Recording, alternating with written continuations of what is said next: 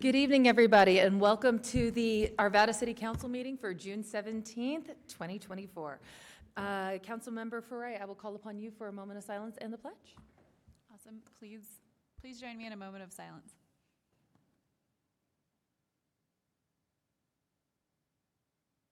And now for the pledge. I pledge allegiance to the flag of the United States of America and to the republic for which it stands, one nation, under God, indivisible, with liberty and justice for all. Thank you so much. Ms. Rush, if you'll do the roll call.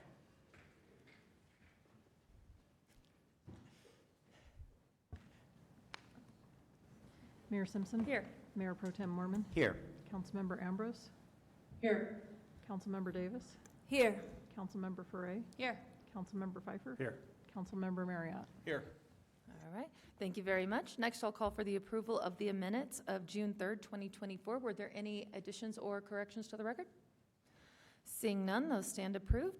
And next, we have our recognitions and communications. Unfortunately, there's been a change to tonight's agenda. Ms. Angelica Daughtry was not able to be here with us this evening. She had personal matters at home, so we will reschedule that for a later date. As such, I will call upon Mayor Pro Tem Mormon for the proclamation for Juneteenth, 2024.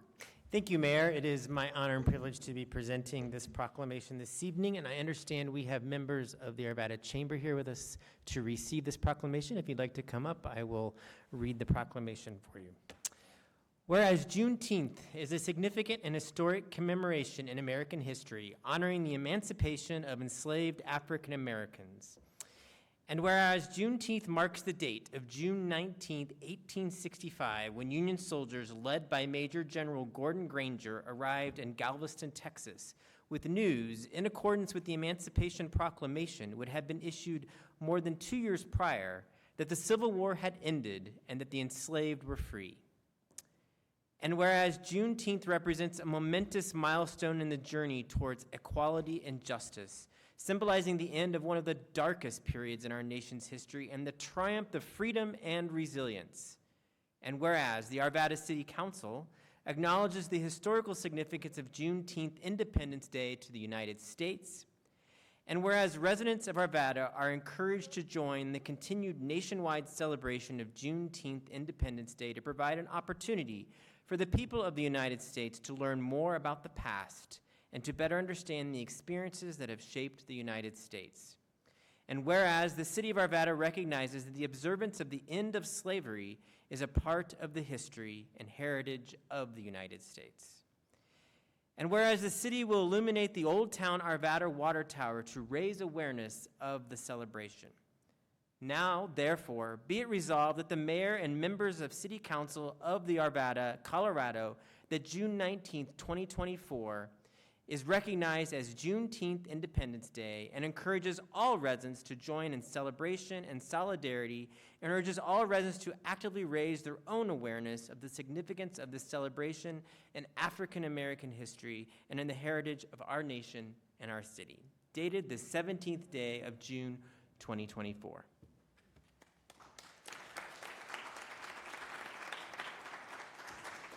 Thank you. We'll do a quick picture with Councilmember Mormon, and then if anyone from the chamber would like to say any words, I invite you to.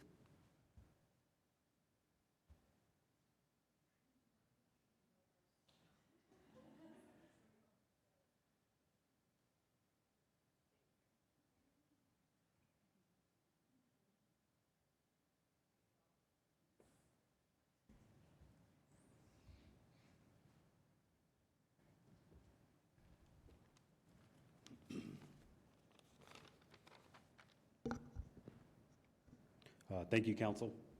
My name is Terry Carter Davis. I am the Community Impact Advocate at Climb Credit Union, formerly Super Credit Union, and a member of the Arvada Chamber's Inclusion and Belonging CAPS Council. We appreciate the city's recognition to commemorate Juneteenth. Juneteenth marks our country's second Independence Day, as we just heard. On June 19th, 1865, the Union Army announced that more than 250,000 enslaved black people in the state of Texas were free by executive decree. In the immediate period after, formerly enslaved people sought to reunify families, establish schools, run for political office, and push radical legislation. Growing up in downtown Denver, I lived 2 blocks away from the Juneteenth celebrations, and I didn't know what Juneteenth meant until later in life. And now, being part of receiving this historical moment, being a part of this historical moment, is just really heart-touching for me, but also it proves what Arvada is all about. So thank you. And furthermore, the historical legacy of Juneteenth shows the value of never giving up hope in uncertain times. It also serves as a reminder of the challenges in our past and still today for members of our community to belong, to be given an opportunity, to feel seen and welcome. I hope that observing Juneteenth inspires our community to consider how we all take a big and small actions to help each other and to ensure that we feel like we belong. On the Arvada Chamber's Inclusion and Belonging CAPS Council, our vision is to empower new perspectives, solutions, opportunities for our local economy, and serve as champions for advancing all businesses and employees in Arvada. This Council of Local Business Leaders has thus far introduced a scholarship program for underrepresented businesses and published a roadmap for an inclusive workplace. This guide offers tips and resources for business leaders to assess their workplace behaviors and design an action plan to foster a more inclusive organization. This takes into account everything from hiring considerations to meeting management to long-term relationship and leadership and organizational goals. We invite business owners to get involved and to take the Chamber's Inclusive Workplace Pledge, and for individuals to become a champion and stay engaged with this work. Lastly, thank you again, City Council, for commemorating Juneteenth and your commitment to inclusion for all who live and work in Arvada. Thank you.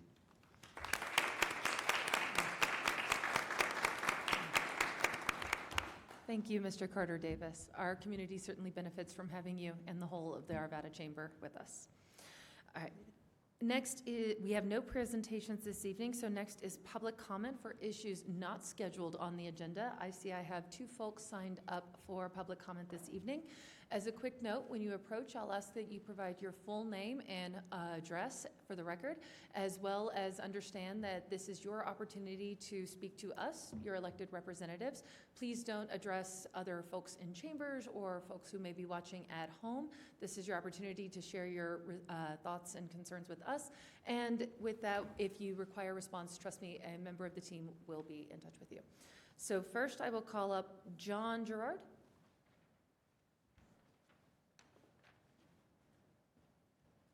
This is an item on the agenda, but be appropriate to speak later.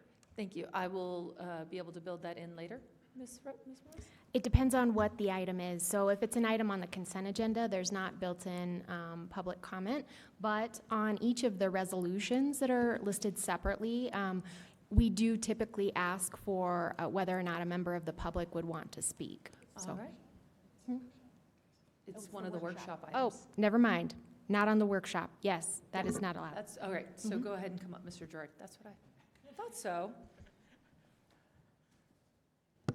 I'm John Durand. I live at 11970 West 67th Avenue, and I have observed many of the presentations about the CIP budget from home, but I thought it'd be helpful for me to speak and offer an opinion at this. I'm speaking for myself. I'm a member of the Transportation Committee, but I'm not speaking for them. One of the presentation items shows how our expenditures for transportation have been sort of up and down since 2011 or whatever the number is, but it's just in total dollars. And in the future, I'm asking for this one, but in the future, if the council would think about asking staff to have the presentation shown our total expenditures as a % of total sales tax revenue, I think that would infer that we have not been spending, as a percentage of total sales tax, as much as we should be. Thank you for the opportunity to speak. Thank you. Thank you, Mr. It's not Gerard, it's Durrett. Thank you very much. Next, I will call up Ann LaFoon.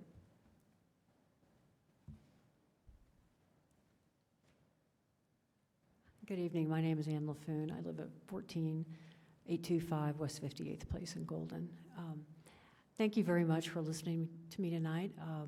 I'm here to speak about the warehouses at 5950 McIntyre and request that the City Council submit comments for the third referral on the site development permit. Those comments are due July 1st to Jefferson County.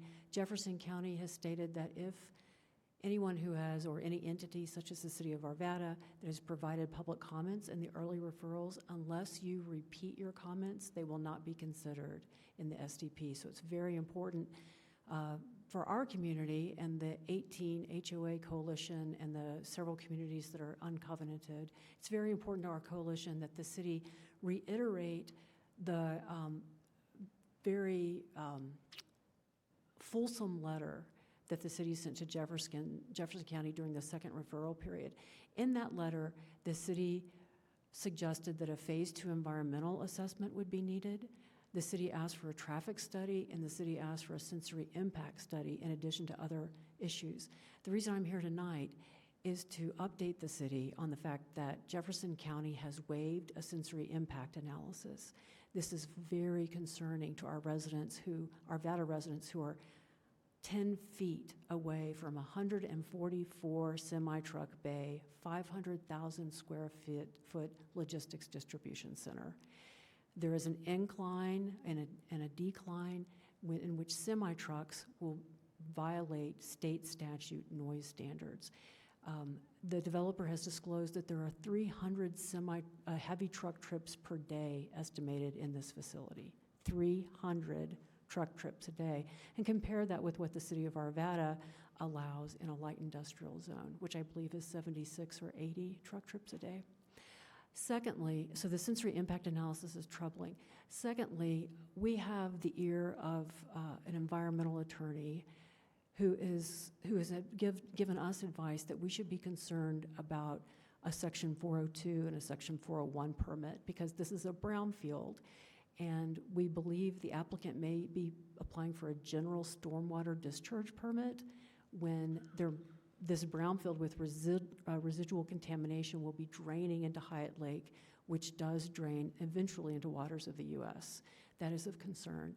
And the third issue is that the City of Arvada has a very small piece, but a very important piece of this development plan.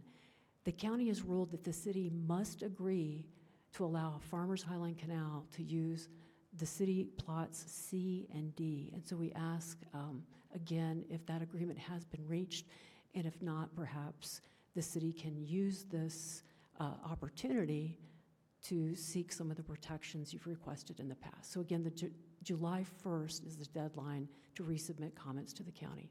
Thank you. Thank you, Ms. LaFoon. All right, is there anyone else in chambers this evening that would like to give a comment on an agenda on an item not on tonight's agenda?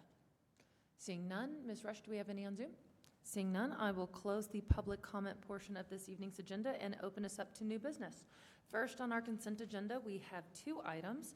They are R24-062, a resolution approving an agreement by and between the City of Arvada and Canyon Pines Metropolitan District for the grant of a revocable encroachment license to accommodate retaining walls for a gas regulator approximately located at 2 Canyon Pines Drive within the public right-of-way. And the next is R24-063, a resolution authorizing Amendment Number 1 to an agreement between the City of Arvada and HDR Engineering, Inc. for professional engineering consulting services related to Zone 5 water storage tank design to expand the scope of services to include construction phase services and increase the contract amount from $372,676 to an amount not to exceed $958,749. So I will, Councilmember Foray, thank you. I'll make the motion. Absolutely. All right, I move that R24-062 and R24-063 be approved. Thank you. Councilmember Ambrose, how do you vote? Yes. All right, that motion passes 7-0. Thank you very much. All right, next on, I will open up the resolutions portion of this evening's hearing. So first up is, well, actually, we have two that are the same, same presenter. Ms. Morris, is it okay if I open both items? It is. All right, thank you. I will open R24-064, a resolution authorizing the First Amendment to the Intergovernmental Agreement by and between the Urban Drainage and Flood Control District doing business as Mile High Flood District in the city of Arvada regarding design and construction of drainage and flood control improvements for Van Bibber Creek from Oak Street to Kipling Parkway. And then also R24-065, a resolution authorizing an intergovernmental agreement by and between the Urban Drainage and Flood Control District doing business as Mile High Flood District and the city of Arvada regarding design and construction of drainage and flood control improvements for Hidden Lake Drainage Way at the Arvada Center. Our presenter this evening is Ms. Melanie Walter, our floodplain administrator. Good evening, Mayor, members of council. The first IGA amends the original agreement with Mile High Flood District dated October 25th, 2023, in order to increase the level of funding by $2,565,951.61. The funding sources are proposed as $1,565,951.61 to be transferred from the Ralston Creek at Ward Road Project Fund, being held currently by Mile High Flood District, and an additional $500,000 from the City of Arvada, as well as $500,000 matched by a Mile High Flood District. The Arvada team recommends that City Council approve R24-064. Thank you. I'll open it for council questions or action. Councilmember Pfeiffer. I'll go ahead and make the motion if there's not any questions. Excellent. Ms. Morris, would you like us to make the two motions together or independently? Independently, please. Thank you. Absolutely. I move that Resolution 24-064, resolution authorizing the First Amendment of the Intergovernmental Agreement by and between the Urban Drainage and Flood Control District doing business as Mile High Flood District and the City of Arvada regarding design and construction of drainage and flood control improvements on Van Bibber Creek from Oak Street to Kipling Parkway be approved. All right, thank you. Councilmember Marriott, you wish to speak? Yeah, I have a question. This is transferring funds from one project to another. The project it's being transferred to, does that include the culvert or the bridge over Van Bibber Creek, or is it improvements up to there?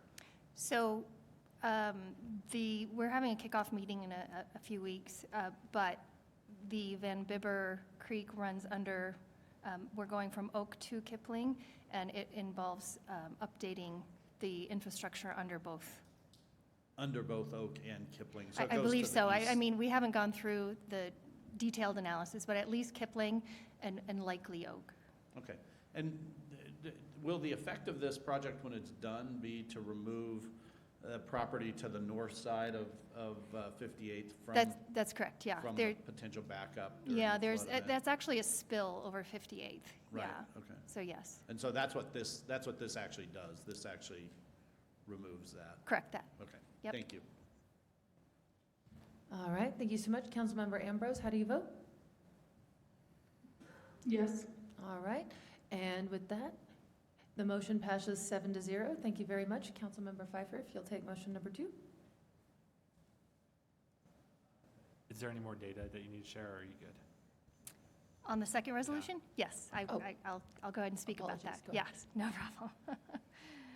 So this IGA with Mile High Flood District authorizes the funding of the design and construction of the drainage and flood control improvements for Hidden Lake Drainage Way at the Arvada Center. This project will expand an existing pond to provide stormwater detention and water quality for approximately 115 acres of mostly residential developments where none currently exists. So that's really all I wanted to say about that one. All right, thank you. And you want me to do the motion now? Is there any other questions? Are there any other questions on this particular item? All right, I see no lights. Okay, I move that Resolution 24-065, a resolution authorizing an intergovernmental agreement by and between the Urban Drainage and Flood Control District doing business as Mile High Flood District and the City of Arvada regarding design and construction of drainage and flood control improvements for Hidden Lake Drainage Way at Arvada Center be approved. Thank you. All right, Councilmember Ambrose, how do you vote? Yes. All right, that motion passes 7-0. Thank you very much. All right, next we will open R24-066, a resolution adopting the amended fee schedule for the waste hauling program pursuant to Chapter 90, Solid Waste of the Arvada City Code, and authorizing the second amendment to an agreement between the City of Arvada and Allied Waste Transportation, Inc., doing business as Republic Services of Denver for residential solid waste collection services, thereby increasing waste service fees. And our presenter this evening is Sharon Israel, our Director of Utilities. Good evening, Mayor, members of council. This resolution updates the fee schedule for the solid waste services provided by Republic Services and for services provided by the city, effective July 1st, 2024. As presented at the May 13th workshop, Section 90-35 Waste Services Fees of Arvada City Code requires that the City Council, by resolution, establish the fees to be imposed on all city residents to provide funding for city waste service. The solid waste services fee schedule is being updated to reflect a price increase from Republic Services in accordance with our contract. The increase in fees is 3.5% and is effective July 1st, 2024. The solid waste services fee schedule is also being updated to reflect the increased cost of services that the city provides to the program. The city portion of the fee has not increased since the program began in 2021. The waste hauling program is an enterprise fund, which is defined as a government-owned business that receives revenue in return for providing a good or service. The recommended city fee increases will allow the program to be fully funded by revenues received from customers who receive waste hauling program services. This will also enable the city to provide 3 bulky item events each year. The Arvada team recommends that the City Council approve R24-066. Thank you for your consideration. Thank you. Mayor Pro Tem Mormon has already reserved the motion for this evening, but I will open it to council comments or questions. Councilmember Pfeiffer. Well, I don't even know where to start, but I can tell you I do have reservations on this increase. I've expressed this in the workshop. 2 things. One is I think we have enough years under our belt to know where we should make these adjustments, and maybe hindsight's always 20/20. And I think that what do we have, a year left on our contract with Republic after this one? It expires June 30th, 2026. 26. I think it would be, one of the reasons I was an advocate for our own trash cans is because we can unhitch a vendor if we feel that we need to change vendors. I'm at the juncture where we have expressed frustrations with increasing the opt-out fee. I think the team and the staff has heard that over and over. I am at a point where I don't know if I can support any more increases around this if that's the way this is going to go. I get the increase in fees, but the opt-out one, or I forgot what you call it, minimum service. There's a different name. Minimum service fee. Minimum service fee. I struggle with. So I have a lot of reservations around that. The second one is I don't feel like we're making enough movement around composting. If we're going to go down this program, I'd like to see more movement in composting. I think there's some value for our community that would embrace that. And there's a lot of chatter around folks doing that and the benefits, and we really need to consider that in a future program, especially if we're up at renewal. So at this juncture, I'm going to go ahead and support it this time, but I'm asking firmly of the team that the next time we negotiate that we like take a hard look at this. And I'm a fan of partners, not vendor-customer relationships, so we need to have a partner that understands these requests within our city and that can embrace the way we want to handle it. So again, to this night, I was actually going to vote no on this just for this reason, but at this time I'll say yes, but please take this serious. This is probably the last time I would do this up here. Thank you. Mr. Marriott, you were next. Ms. Israel, I have 2 questions for you. Can you tell me the number of customers who opt out, who are not in an HOA, who receive no service from Republic?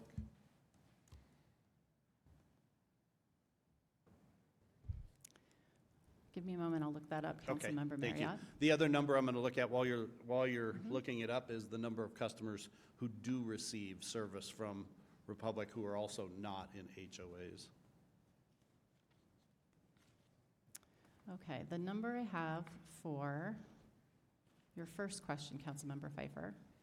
Minimum service fee assessed to residents who have opted to supply their own hauler, which is the first one you asked about.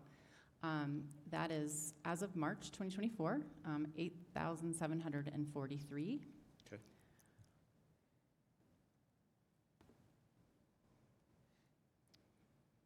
And then you asked about residents who were, can you repeat that question, please? Sure. Number of households who receive service from Republic Services who are not in HOAs.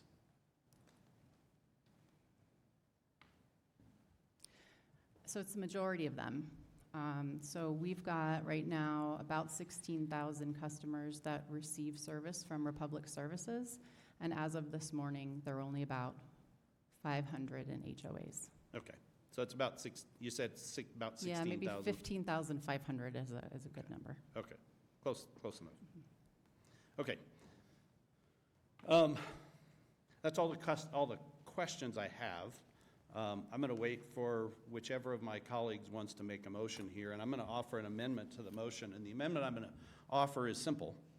It looks like the increase to someone who has opted out of the program and is not in an HOA is about 15 cents. That's the increase that would go to Republic Services.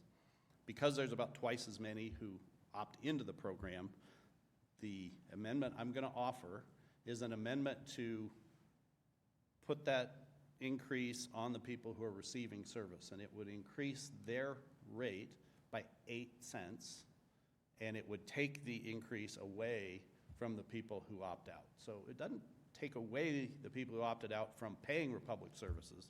It just takes away the increase. It means next year, the people who opted out will pay the same amount to Republic as they've paid this year.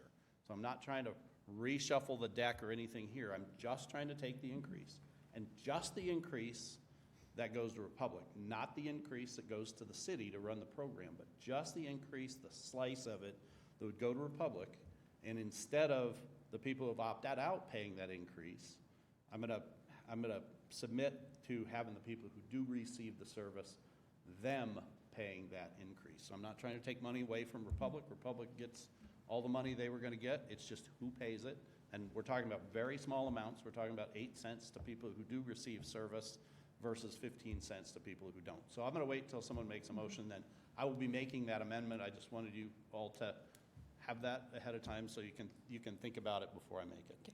And along the lines of thinking about it, and I completely understand if staff would like a handful of minutes to collect their thoughts about what the impacts of that would be to our team. But before council makes any kind of decision on the amendment, I would like to hear from our team about what the impacts, what the practicality of it, et cetera, would be. So 2 minutes, absolutely. With that regard, I would like to go ahead and call on Councilmember Davis to give her remarks as well. And then questions, yeah. Thank you, Mayor. I would support that amendment, Mr. Marriott, because I also belong to several different service groups within the city. And over the past week, I have been inundated by angry residents who think they weren't aware of how much their rate was going to go up for their opting out of the service.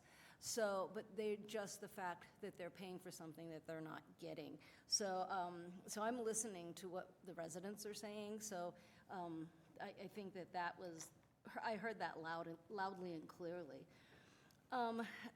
One of the goals was to have less trucks on our residential streets.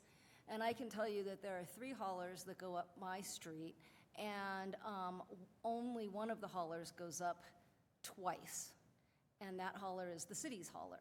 So the goal of having less less trucks, I think, on my street has failed, less truck traffic.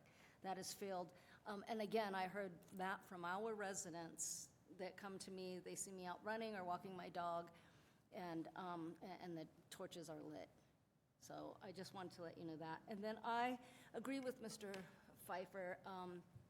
I would like to see more of a partnership with our waste hauler and not having to have the waste hauler be solely dictating what is happening with the program. And if we can expand it to composting and that type of thing, that would be fantastic, because I hear a lot of that as well from the residents when I go to meetings. So thank you, Mayor. I'll call upon Councilmember Ambrose quickly, and then perhaps we can hear from the team. Yeah, I have a question. How big is the roll-off that's included? Do you mean the bulky item pickup? No, the roll-off for waste. Sorry, the roll-off for waste. Yeah, on the fee schedule here, it says roll-off for waste is $294.67, which is like, you know, a big open container that you can put construction materials in and things like that. And I was just wondering how large it is. I also see Mr. Petrovic in the audience this evening. Oh, here we go, Ms. Israel. According to our contract pricing form, that $294.67 is per 30-yard roll-off. Okay. I think that's a great benefit to people, and it doesn't matter if you are a full subscriber to this service or if you're paying a minimum fee, because when you pay for a roll-off with any other private company, it's $450. And I've had to use a roll-off a number of times at my house when I have been renting out rooms, and people leave their things behind, and I've been looking for a cheaper place to do that. So that's great that that is included to everybody who is in Arvada, and people who pay the minimum service fee also have access to that. The other item that is on the fee schedule that I wasn't aware of is the bulk item collection for $16.16. I think that's another great fee that Republic provides to everybody, full users and minimum service fee users, because usually if you call like the college hunks or whatever it is, the trash services that you see on the side of the road, the junk kings and things like that, they're charging $50, $80, $100 to be removing some of those bulky items that Republic is removing for $16. And I also think that people who have access to 3 drop-off items events, Ms. Israel, can you remind us for the last bulky item event, how many people used that for the drop-off on June 8th? We had over 5,000 vehicles come through, which is a double, nearly triple of what we had last year. And you didn't have to screen if those people were full users of the service or if they had minimum service fees? We just screened if they lived in the city of Arvada. And so if people completely opted out of this service, would you have to start screening people at those events to say, hey, if you're not a full service payer, you don't have access to this event? This is something I believe is defined in the city code, and the city code defines the fees and what those individual fees cover. So one of those city fees does include bulky item drop-off as part of the services provided by that fee.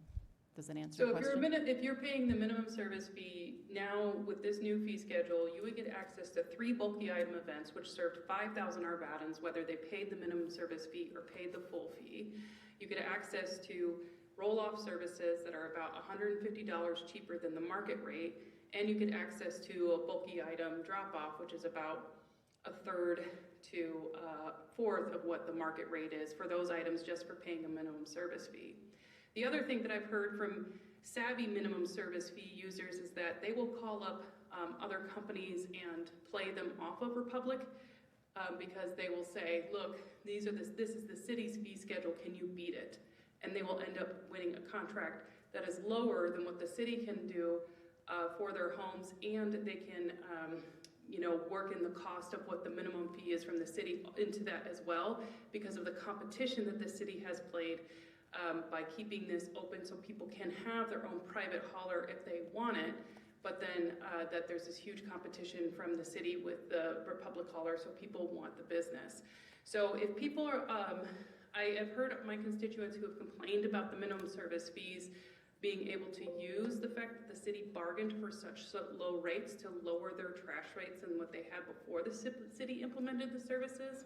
And I'd like to point that out as well. So I'll be enthusiastically voting for this fee increase because of the amount of services that our Arvadans get and the administrative overhead that we minimize as a city by not having to have two different tiers of citizens of whether they're able to access the services or not. Thank you, Councilmember Ambrose. Ms. Gill, Ms. Israel. Oh, go, absolutely, 1 second. She's mistaken about that roll-off. I don't think that's a, Republic will bring you the roll-off to your house for that price. So Republic charges the city for a roll-off at the bulk item. That's what I thought. That's what, I think that's what it is. We'll get clarification. Yeah. I think she's wrong about that.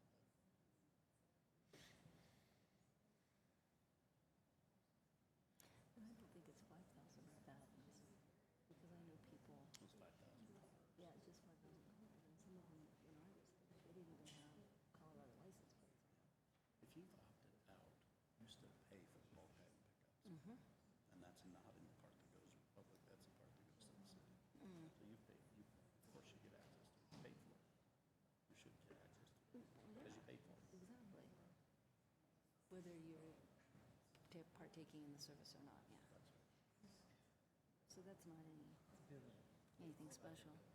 I don't know if I start trying hard I think find you, something where I can't make my money. I like your amendment. I think that is absolutely fair. It makes sense. It's gonna be 3 to 4, and because I think we'll sway Bob on it. Well, I already told Lauren today, she just got all up in my grill. I said, I'm voting no. And I'm voting no because of the people who, Vote for my, yeah, and if it doesn't pass, right, then vote no. yes. Yeah, that's exactly right. My amendment passes, I'm gonna vote yes. Yes, if your amendment passes, absolutely. Because then I can tell people, you're not paying that increase, and that'll make people happy.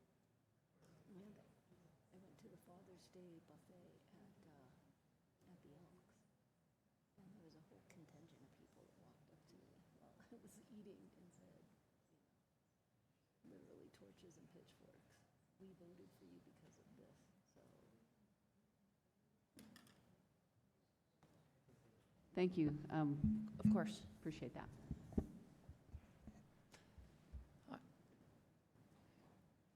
Ms. Israel, please. Thank you for the time for us to discuss the amendment. I also, before we do that, I wanted to make a correction on the eligibility for residents to participate in the roll-off and bulk item pickup. So those residents that are minimum service fee only are not eligible for those services. Thank you. But Thank you, that's an important correction. Yes, but they do have access to the community-wide events. Correct. Okay. That's correct. Thank you. Madam Mayor, I have a question. Oh, you have a question, please, Mr. Marriott? Ms. Israel, I wanted to be clear, this is the first time I guess I've realized this, and maybe this is on me for not paying attention, but this price on the fee schedule, this isn't what Republic charges the city for per roll-off during the bulk item pickup, but this is actually a menu price for a service you can get. So if you're remodeling your home and you need one or more roll-off dumpsters, Republic Service will bring them to you for $294.67 a piece. That's correct. That's correct. Okay, thank you.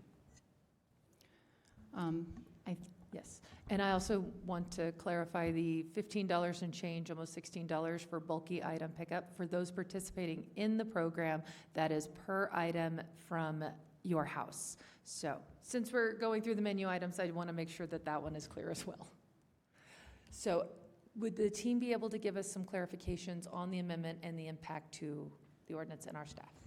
Hey, Madam Mayor, I might suggest that somebody make a motion and then I'll make an amendment and then they can comment on the amendment that's actually there. I haven't made an amendment yet. Respectfully, Mr. Marriott, you did detail your amendment, and I would, but in the interest of the council conversation, I would like to know what the impacts of that could be before we have a motion on the table, unless Ms. Morris has advice otherwise.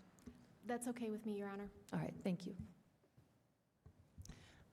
Thank you, Mayor, members of council. I'm going to introduce Jessica Morales from our city attorney's office.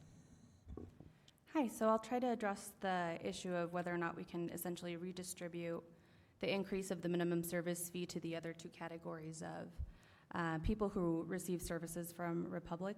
I think the main concern with doing that at this stage is that it risks putting us in violation of how we've written how our fees for these services are assessed.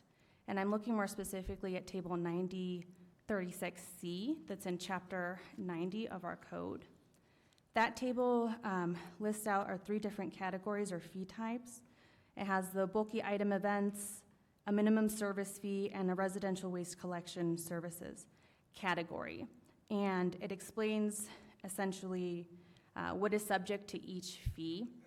And so the concern here is that if we take what goes in the minimum service category fee and allocate that to the residential waste collection services, we are then charging the residential waste collection services participants more than what should be allocated to them in accordance with our code. Okay. Yeah, why don't we just amend the table? And is there still a perceived impact to the city's technology services in the next 2-week interim? I believe that was an issue discussed at length in the workshop. Thank you. We are working on modernizing our billing system, and it's currently set up with the existing policy in place to be able to implement the fee structure. It would be very difficult for the city team and technology to be able to implement a change by July 1st. What could be the potential timeline for updating the technology? In our May 13th workshop, we discussed presenting a budget request in October, along with our routine budget request for the 25-26 budget year, so that we would have some resources to be able to modernize our billing system and address this and a number of other requests that we've received from council on making our billing system better. As far as being able to do a workaround, I don't have a solid answer for how fast we can move tonight. Thank you, Ms. Israel. Ms. Gillis, do you have anything to add to that? It is your office. Not unless anybody has other questions on it. Again, I'd like to refocus on the language in the code and how that is prescribed in that table. So a change, as could be suggested tonight, is not aligned with the language that's included in that table. I'd also like to say outside, we've had many discussions about our systems not driving our policy decisions. Mm-hmm. And in this case, there is an answer. We can get it done. It's just a timeline to get it done. Okay, thank you. All right. Ms. Foray, you haven't had a crack at the apple yet? Just to follow up with Jacqueline, so you're saying that it would be a violation of the policy if we were to redistribute the money from minimum service fee to paying customers, right? Sorry, and Jessica, I just switched places with Jacqueline to be closer to Sharon. Sorry, I apologize, and I didn't take my name tag. Sorry about that. Yes, I think it puts us at risk of being in violation of that table, just because when we set up Chapter 90 of our Arvada Municipal Code specifically for our waste hauling program, we did delineate the types of fees that would be a part of each category. If we were to not increase the minimum service fee but stayed with increasing the other categories, is that a policy violation? Well, I think the issue then is that we're still redistributing how we're assessing the fees, because the fees are in part from Republic and from how the city has allocated each category. Okay. And so to make up that cost and still achieve the same increase, we'd still be redistributing amounts. Okay. Thank you. All right. Yes.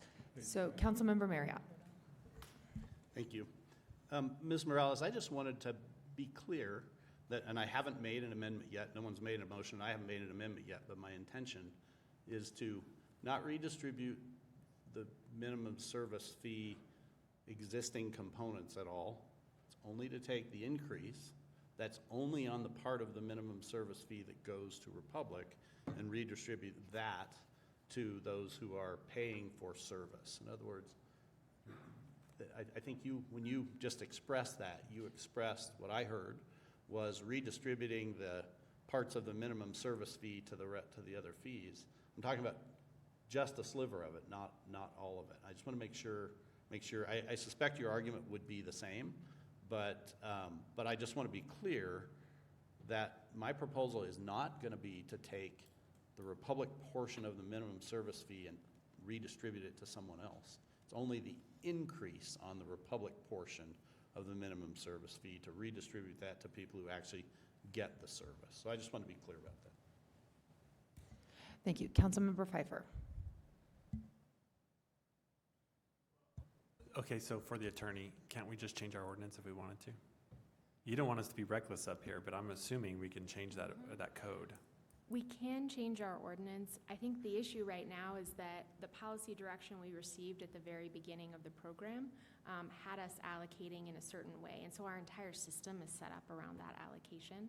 So we can change the ordinance to redistribute it in a different way, but it would require us to overhaul everything that we do. So to piggyback on what he's saying, it's not Yeah. redistributing the minimum service fee, it's just the Right. 15 cents. I think it's 15 cents or to 8 cents, right? Is that what you calculated? Correct. It's 15 cents from each minimum service payer that would then, across a double-sized pool, become 8 cents. 8 cents for the increase. So Correct. it's just, we're just talking about the 8 cents Correct. being distributed.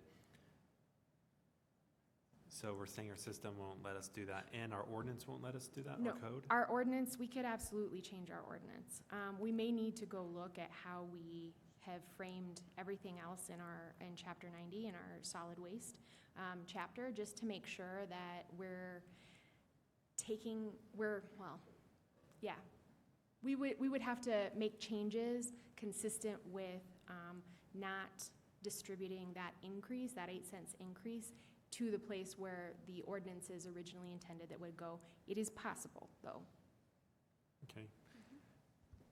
And then I'll just make a comment real quick. I think not knowing how the system works, but coming from the field I do, and there's called a database in the background that I think we could probably get somebody smart to change that database for the table to look up. It feels weird to me that a system would dictate policy. And here's the thing, this is not new news to the team. So, we've been kind of hinting this up here for a few months now. So I just wish we were more prepared around that. And I just don't feel comfortable with the system dictating what we do up here. If I could, Yeah, can I you can comment to go that? for it. Absolutely, Ms. Gillis. Councilman Pfeiffer, I don't disagree with you. We receive a file from Republic that has the billing information that is then put into our system. So I understand about a data analyst or changing that file before it's put into the system.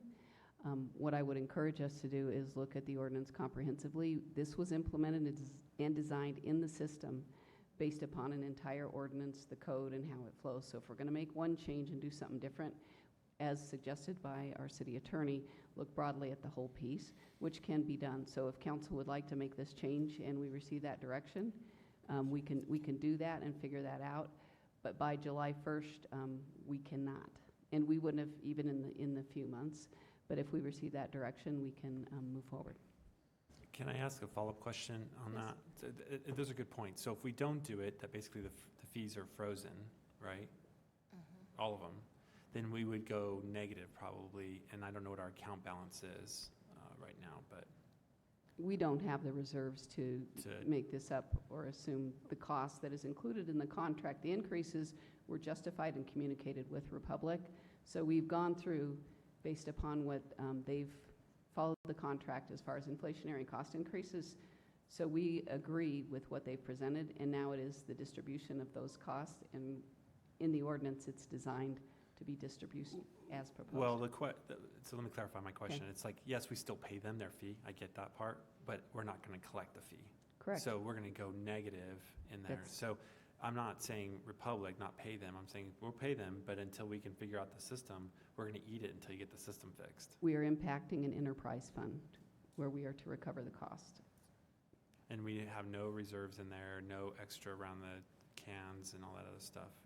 The enterprise is healthy as We have a whole. financial plan that keeps the enterprise healthy. When we step away from that plan, we start going negative. Okay. All right. Thank you. Councilmember Ambrose. Can I offer, we're currently not meeting the council required reserve in this enterprise fund. We were built, that was supposed to happen in like a 5-year time period, so remember, we're only in year 3. So if we were to do this, it's gonna set us back on that time schedule as well, depending on how long it takes, obviously. Thank you, Mr. Archer. Now, Councilmember Ambrose, please. Yeah, I guess I have a question about the difference between the contract that we signed with Republic as a servicer and our ordinance. I was under the impression that our contract mandated a 3.5% increase across all categories evenly, and it was a good thing that we signed this because it protected us against inflation and other arbitrary increases that the vendor, that Republic could have done, our partner could have done, in order to keep up with costs of inflation. So I think I understand that that's in the contract, and so if we were to redistribute how much a certain category pays versus another, it might be in violation of that contract. So that's one question I have. And then the other one is like, did we write the 3.5% increase applied evenly to all categories into our code? And that's what we have to change in order to do what is being proposed? Okay. So I think when we were initially attempting to answer the question, we were very specifically answering Councilmember Marriott's question of not putting us in violation of our contract, but just trying to do a workaround within our existing code. But you are absolutely correct. It's section 19.1 of our contract that specifically states that annually our contractor, Republic, gets this increase, and it has a range. So the floor is that it can't fall below 2.5%, and it can't exceed 3.5% across their fees.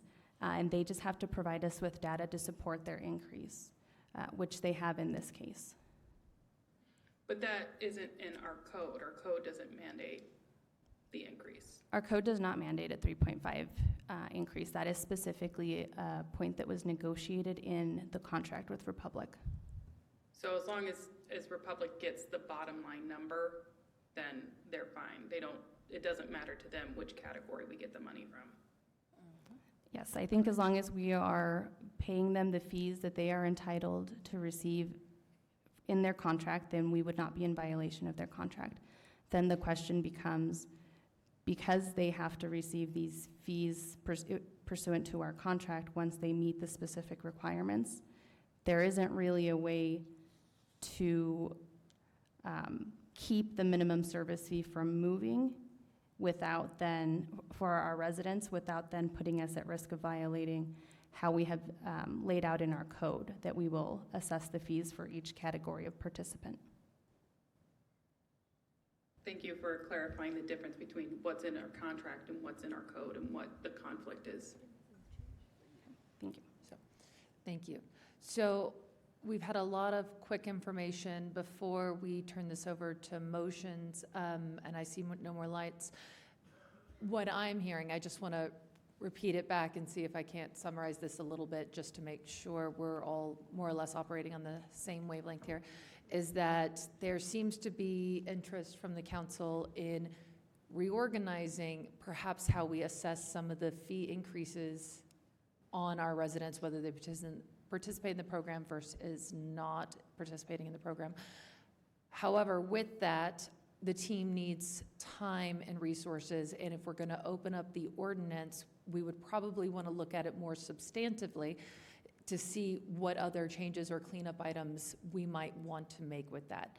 So then the team's recommendation would be to continue forward with the recommendation as it is tonight, and then we reopen the ordinance and spend the proper time we need to be able to look at it and correct this, as well as make sure we are not putting a mandate onto the infrastructure of our city resources that we frankly cannot meet in the next 2 weeks. That's correct. Thank you, Ms. Morris. Are there any other questions or comments for this item's agenda? All right, with that, happy birthday to me. Mayor Pro Tem Mormon, I will have you please make your motion. Yes, and first, happy birthday to you, Mayor. All right, I move that R24-066, a resolution adopting the amended fee schedule for the waste hauling program pursuant to Chapter 90, Solid Waste of the Arvada City Code, and authorizing the Second Amendment to an agreement between the City of Arvada and Allied Waste Transportation, Inc., DBA Republic Services of Denver for residential solid waste collection services, thereby increasing waste service fees, be approved. All right, Councilmember Marriott. Thank you, Your Honor. I'd like to propose a motion, or excuse me, an amendment to this motion. The amendment is this, it's very simple. It's to take the increase in the Republic, the portion of the minimum service fee that goes to Republic, so only the increase in the minimum fee of 15 cents per household, and redistribute that as 8 cents per household to all those who are actually receiving service from Republic Services through the city's program.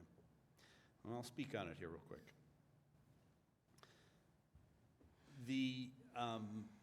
There is roughly twice as many people receiving service as not. 15 cents split roughly in half is 7.5 or 8 cents.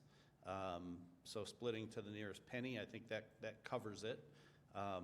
My interest here is not to short Republic Services from anything they have coming to them. I believe they negotiated a contract that we agreed to that allows them to raise the total amount of revenue they get from the city by 3.5% this year, and they would continue to get that. There would be no change to them.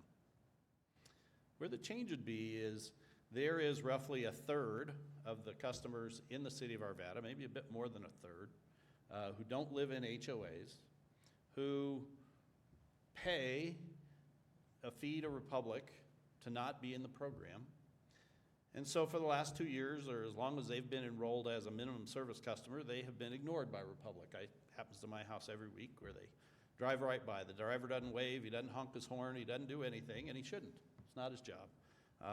He certainly doesn't stop and pick up trash. And this next year at my house and every one of my rental properties, the driver will continue to drive by. He won't honk and he won't wave, and he certainly won't stop and pick up trash.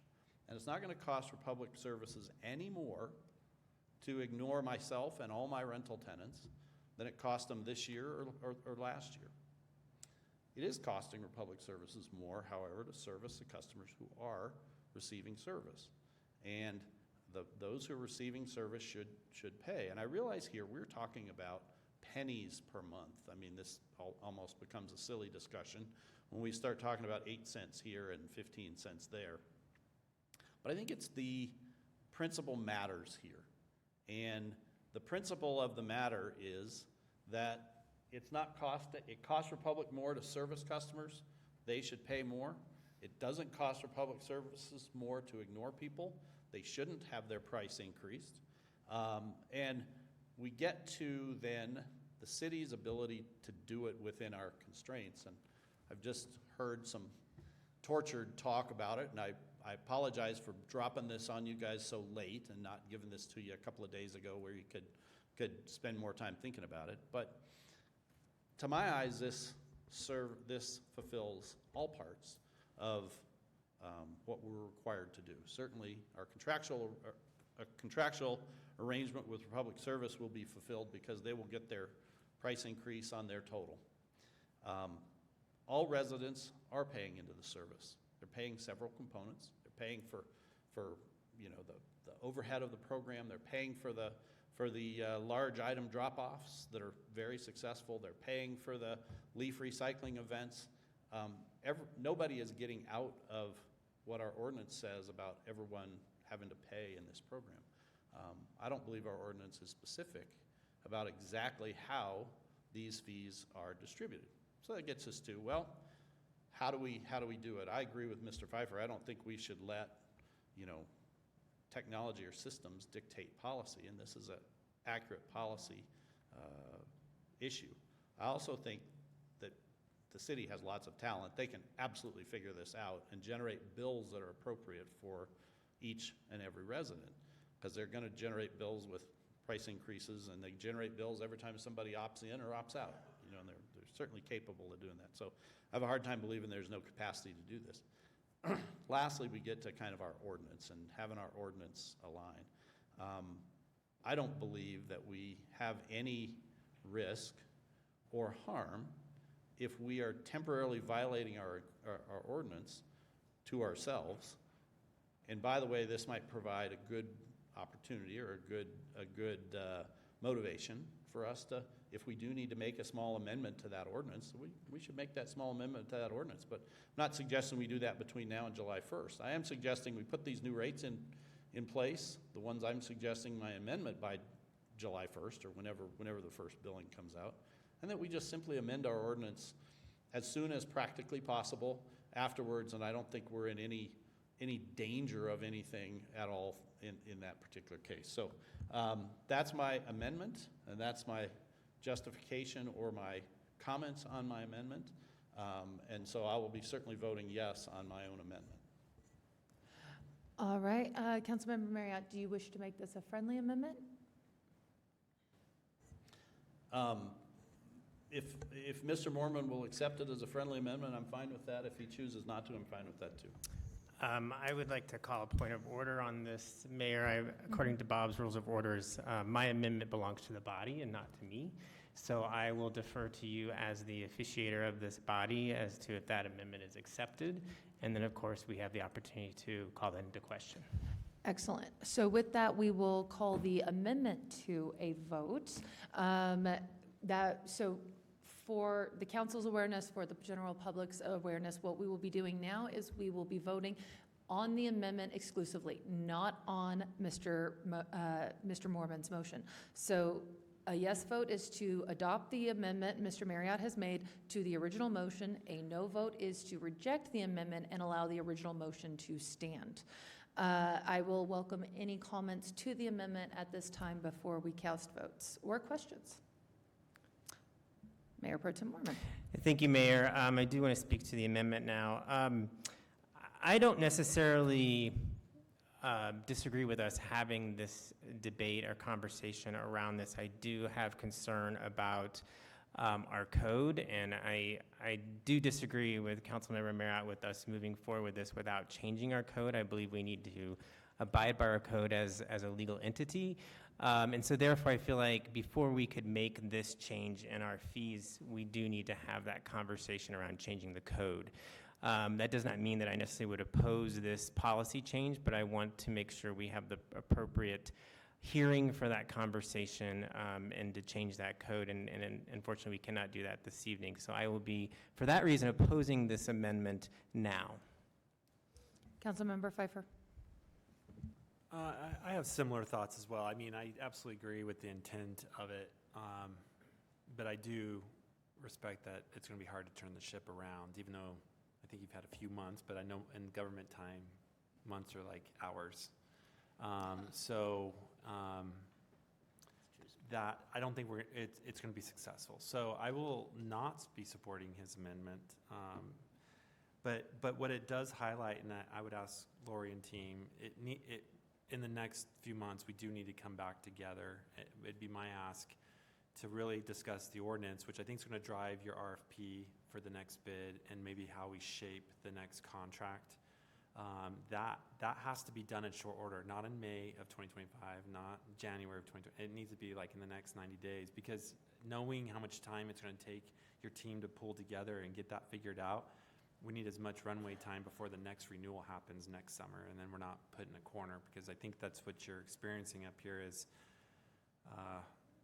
some of the council's frustration. And you know, I don't care if it's a contract or what, it's just now we've got 3 years on us. I think we have a better approach that can be seized. So I'd rather give you the next couple months to get things rolling, then maybe have a better decision next year around this topic, because I still think composting needs to be discussed. And so we probably need to talk more strategically at a larger conversation. Mayor, or Councilmember Davis. Thank you, Mayor. I will be voting yes on the amendment just because of the information that I've received or the comments that I have been receiving from the public. And they wanted, I think this makes it a bit more equitable. I understand that it's onerous on staff and it moves ahead of the ordinance, but it also shows that we are thinking of our residents and we're taking into consideration their voices. Councilmember Ambrose, do you have any additional comments? Yeah, I'll be voting no on this amendment because I think we should go through our due process of changing the ordinance and hearing from the public about the fees and what it means to be a minimum service fee, and also general education to the public about what services are available to them and what services are not as minimum fee users. And so I think we need to go through that public process of revising our ordinance and talking about those changes rather than a snap decision in one city council meeting. All right, thank you. Councilmember Frey, I know you don't have your light on, but do you have any thoughts or comments? No? Okay, with that, I will go ahead and call the vote. My own thoughts are simply that I do respect the motion that Councilmember Marriott has brought forward. I think it's probably a pretty reasonable different split, and it's certainly something we should look at as a council as we head into the future. However, to quote a council member from before my time, the infamous Councilmember Don Allard, when you direct the city team to do something, that is something else that does not get done. For us to send the city team spinning down a pretty significant rabbit hole for the next 2 weeks plus in order to adopt something that we decided here on the fly in a council meeting, I don't think is a fair ask of them. I think I shudder to think of these city services that could potentially get ignored or underserved simply because we were running around dictating that financial resources and time resources be reallocated on the fly to this. I don't feel that that is the responsible way to approach what is otherwise a very reasonable idea that we should discuss. So I will be voting no on this amendment, but I'm in alignment with Councilmember Pfeiffer and Councilmember Ambrose that I would like to discuss this further to see how we can improve the ordinance looking to next year, as well as potentially even bring in new offerings or whatnot into the contract.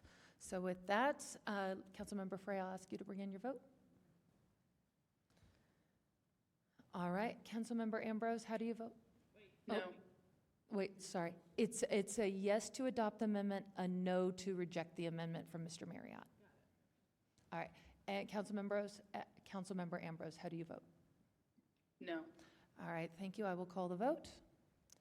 All right, that motion fails 5-2. The original motion remains standing. Thank you all. We will now call, with the original motion still on the table from Mayor Pro Tem Moorman, I will call for comments and vote on that. Councilmember Marriott, you wish to speak? Yeah, I'm going to make some general comments here. I'm going to start off by saying that, you know, this whole program's been controversial from the beginning. I'll give Republic Services compliments for having been able to be a good contractor here. I think they're performing their service just fine. Certainly a difficult process to do, to take a whole city on like they have, and I think they've done a good job of it. I also want to compliment the city team that, in spite of my opposition to elements of this program, I think the city's done a really good job of implementing this. I think I attended the bulky item drop-off thing last Saturday, and it was very well done. I think the city team members are out there. They're working hard. They're enthusiastic. They're doing everything they can to move stuff through. It's a big production. It takes place over many acres and lots of dumpsters and tractors and all kinds of stuff moving around, and I think they do a really good job with that. I also think the internal city team has done a very good job of putting this together and overcoming the problems of the first year. You know, the billing seems to be good, and the complaints from that standpoint have dropped away. So I believe the city is doing a great job with this. However, it doesn't change my viewpoint that this is a terrible policy. The city's doing the best they can with policy that was handed to them. And I find it's a little bit chagrined that they can take this bad policy and seem to make it work, but the minute we want to change this bad policy, that seems to be a hill that's hard to climb. I've expressed this exact same sentiment for a couple of years now, so this isn't new. However, the bottom line is the common man's understanding of this is that people who choose their own hauler are paying a hauler that they get no service from. And that was a bad feature of this program. It's pouring salt in the wound to then increase the amount you have to pay directly to a hauler that you get no service from, when there's absolutely no logic behind it. There's lots of logic for why Republic Services gets to raise the price every year. Employees cost more, fuel costs more, trucks cost more. I'm certain in the current financial environment that if they were negotiating this contract today, this wouldn't be a 3.5% increase. It'd be probably higher than that, because I think in general, costs have gone up higher than that. And I don't begrudge them the ability to raise the price to perform the service that they provide. But for the people they provide no service to, and I mean they provide no service to them. They don't drive by them because they have to. They don't count them. They don't bill them. They don't even honk the horn and wave. They provide absolutely no service to people who have opted out. And so raising the price to Republic Service, and again, this is not Republic Service's fault, this is our fault, raising the price to people who do not participate, having a price increase, is unconscionable, and we shouldn't be doing it. We shouldn't have done it last year, and we shouldn't do it this year. And I think the proposal that I offered is very modest. We're talking about cents here. I also don't think it was impossible. I also don't think changing our ordinances is such a big deal. I'm all for looking at this program in a bigger scope and in more in depth than changing this program. I will note that because of our contractual arrangement with Republic Services, we don't have a lot of ability to change this program much until the contract is expired, and then at that time, everything can be on the table. So I think this very modest proposal that I proposed here today, I think was completely doable, and I think would make this program just that little bit better. And I think for those who are being ignored by Republic, to not have their price go up would have been the right thing to do. So for those reasons, just like I did last year, I'm going to be voting no on this proposal, but not because I think the city's done anything wrong, nor do I think Republic has done anything wrong. I just want to be clear. My no vote is because we have the opportunity right now to make this better, and we've chosen not to, and because of that, I'll be voting no. Okay, thank you. I will call the votes if, apologies, Councilmember Ambrose, I'm sorry. The hand doesn't seem to show up down here. Yes, thank you, Your Honor. I just wanted to say that we're talking about a $1.80 increase, $1.80 to minimum fee service users on an annual basis. And I think the 15 cents a month they pay while we are figuring out an ordinance, I do agree that minimum fee service users need a special look at our ordinance, but I think it's a problem greater than the 3.5% fee that we're discussing tonight.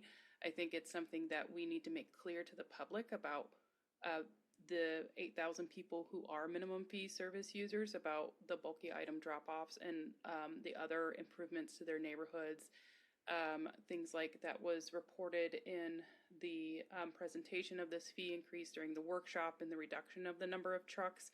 While Councilmember Davis has noted an increase in her street overall, the city has there has been a reduction of trucks for most people who live in Arvada. So I would like to have that special discussion, which is why I voted against the amendment and am voting for this, because I want to talk about changing the ordinance for minimum fee service users, in particular greater than this 3.5% issue that we're looking at right now.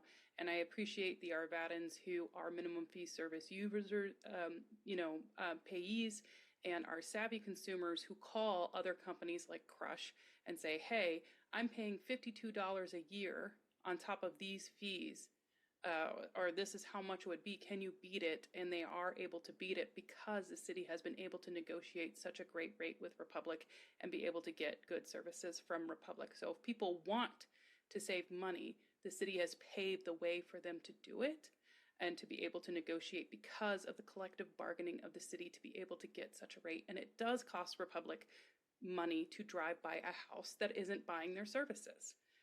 So, and they provide the bulky item drop-off.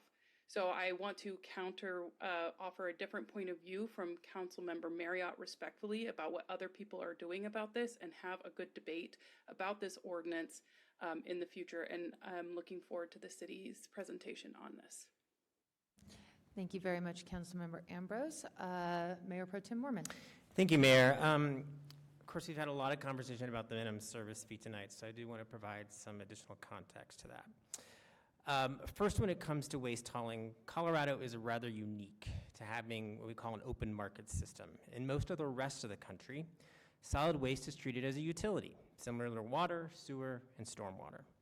It is a core service of municipalities. Every home needs these basic services. Therefore, in most of the rest of the country, there is no open market for waste hauling, just as there is no open market for water, sewer, or stormwater services. Now, Colorado state law, while allowing municipalities to contract a single hauler for waste hauling, requires municipalities to allow homeowners to contract their own hauler outside of the contract. So this creates a very unique situation.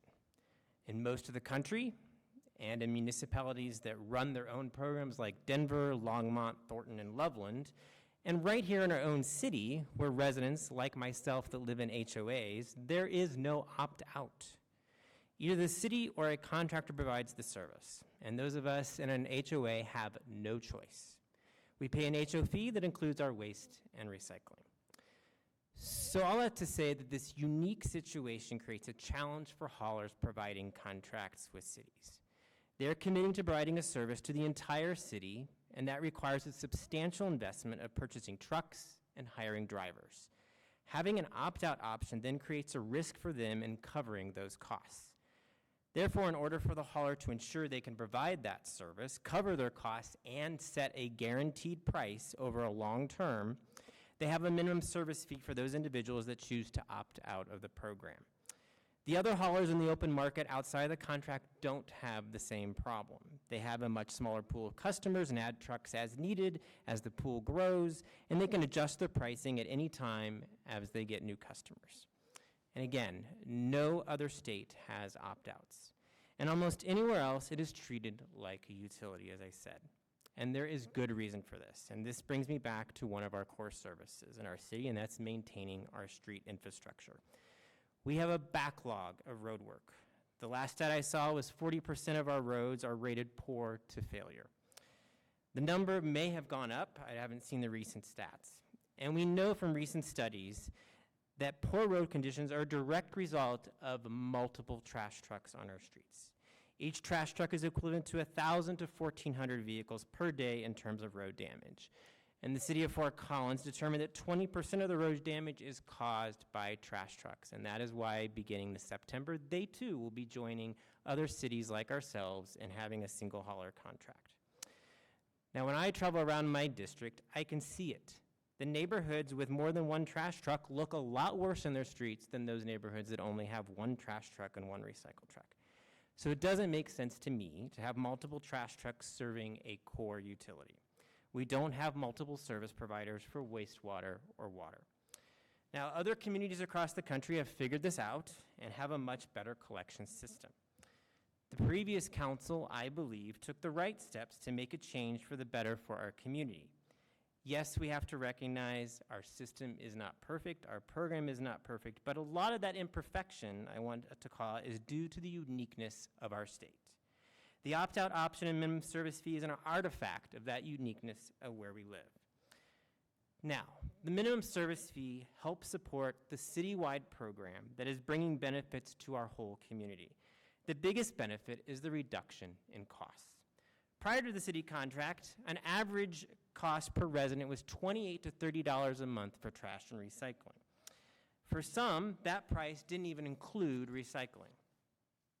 Not only did the city program offer lower prices, but as we've heard conversation today, other haulers began to reduce their prices to compete with the city program. And today we're looking at a price range that the city is going to offer between $12.70 and $21.55. Still much lower than the going rate if you call now and ask to subscribe to those other haulers. The next benefit is an increase in recycling. Prior to the program, 60% of Arvada residents didn't have access to recycling. Today, almost every resident has access. Now, finally, let's return to our streets. With the opt-out, we still have streets with multiple trucks, as my fellow Councilmember Davis has mentioned. Well, we also have more streets and more neighborhoods with fewer trash trucks. That means we will have less road damage. The minimum service fee paid for by residents who choose to opt out supports a program that does and will reduce trash truck traffic. And I see this fee as helping the city address the external costs of having those other trucks on the road. It's also important to note that Arvada enjoys the lowest minimum service fee in the Front Range, 45 to 64% less than any other city. I realize that's likely cold comfort, but it is a testament to how hard our city team worked to negotiate that deal and that contract. So I will be supporting our price increase today, as we are contractually obligated to do so, and we've already discussed those situation around that. And I believe Arvada would violate the terms of our agreements if we were to change that today. However, I'm open again to having that conversation of looking at our code and how we might change that. So that said, this program isn't perfect, and we need to work on improving it. And thankfully, in order to protect our consumer interests and market competition, we have that opportunity as we renew that contract, and we've talked about doing so. So I look forward to that process and renegotiation, and looking hard into how we can improve this program and how we can increase subscriptions, further reducing the total number of trash trucks on our roads and that associated damage they can do. And I really want to hear from folks on what kind of services residents would like to see to help improve that program in particular, like including composting and yard waste collection. So with that, I will conclude my remarks, and thank you. All right, thank you very much. I will call the votes from Councilmember Mormon and Councilmember Davis. All right, thank you. Councilmember Ambrose, how do you vote? Yes. All right. This ordinance passes 5-2 with dissenting votes from Councilmember Davis and Councilmember Marriott. Thank you very much, everybody. All right. Excellent. Resolution number 4. R24-067, a resolution authorizing acceptance of an intergovernmental agreement between the City of Arvada and the Arvada Fire Protection District for the placement and operation of a remote automated weather station near 7688 Colorado Highway 93, Golden, Colorado 80401, also known as the Arvada Associated Modelers Air Park. And our presenter for this item is Ms. Laura Hemler, Assistant City Attorney. Good evening, Mayor and members of council. This is an intergovernmental agreement with the Arvada Fire Protection District where the city will be licensing a 20-foot by 20-foot portion of the land near the Arvada Associated Modelers Air Park for the Arvada Fire Protection District to install and operate a remote automated weather station. And this remote automated weather station will be used by the Arvada Fire Protection District to monitor weather conditions as they pertain to wildfire risk. The overall strategy or idea is that by monitoring these weather conditions, we can predict wildfire conditions a little bit better and hopefully prevent them in the future. There's no cost to Arvada for this license, so no money on either side. Arvada Fire Protection District will share the data with us, so we will have that benefit as well. The period of the IGA is for 5 years with the option for auto renewals for additional 5-year periods. The city staff recommends that council approve Resolution 24067. Thank you very much. I'll open it for council questions or action. Councilmember Foray. I will make the motion. Absolutely. I see no other lights. All right. I move that R24-067, a resolution authorizing acceptance of an intergovernmental agreement between the City of Arvada and the Arvada Fire Protection District for the placement and operation of a remote automated weather station near 7688 CO-93 Golden, Colorado 80401, also known as the Arvada Associated Modelers Airpark, be approved. All right. Councilmember Frey, your own vote? Councilmember Ambrose, how do you vote on this item? Yes. All right. That item passes 7-0. Thank you very much. And with that, we will close the resolutions portion. We have no first reading this evening, and we do thankfully have an appointment to the Arvada Arts and Culture Commission, and I will turn that over to Councilmember Davis. Thank you, Your Honor. Yes, I am happy to announce that I move to appoint Tori Fink to an unexpired term on the Arvada Arts and Culture Commission, unexpired term ending 4/30/2026. So that's very exciting. Is Tori here this evening? No. She's fired. Nope. No. All right. I will go ahead and call the council vote on Ms. Fink's appointment to the Arts and Culture Commission. Councilmember Ambrose, how do you vote? Yes. All right. That item passes 7-0. Congratulations to Ms. Tori Fink. All right. We have no public hearings this evening, and so I will open up our workshops for this for the evening. Real quick, Ms. Gillis, about estimated time on workshops for the three? Mr. Archer is saying long time. Yeah. All right. Tell you what, I would like to call a 10-minute council break. Everyone stretch your legs, especially after that one. Grab some fresh air, and then we'll meet back here at roughly 7:45. Thank you.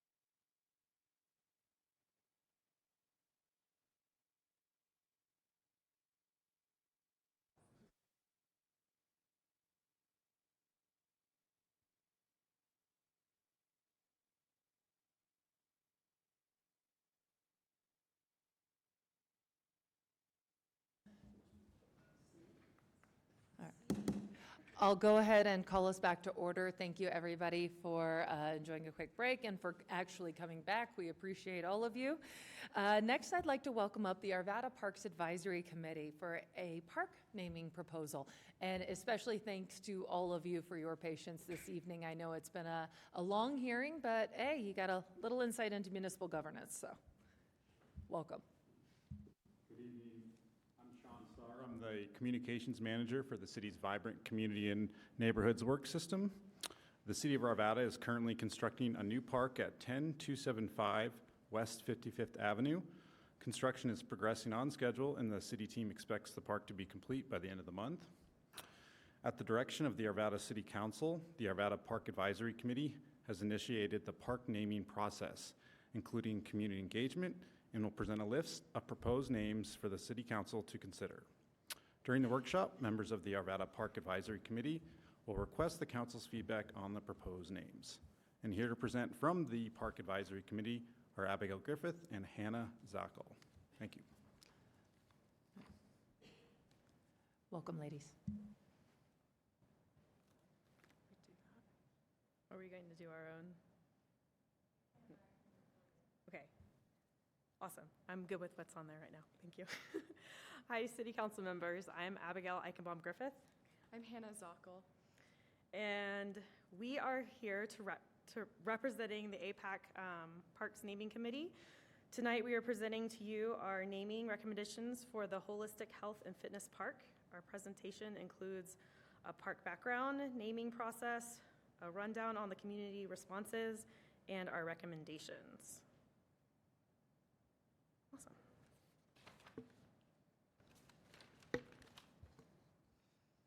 So the new park is located at 10275 West 55th Avenue off Kipling Parkway, just north of Red Rocks Community College Arvada campus.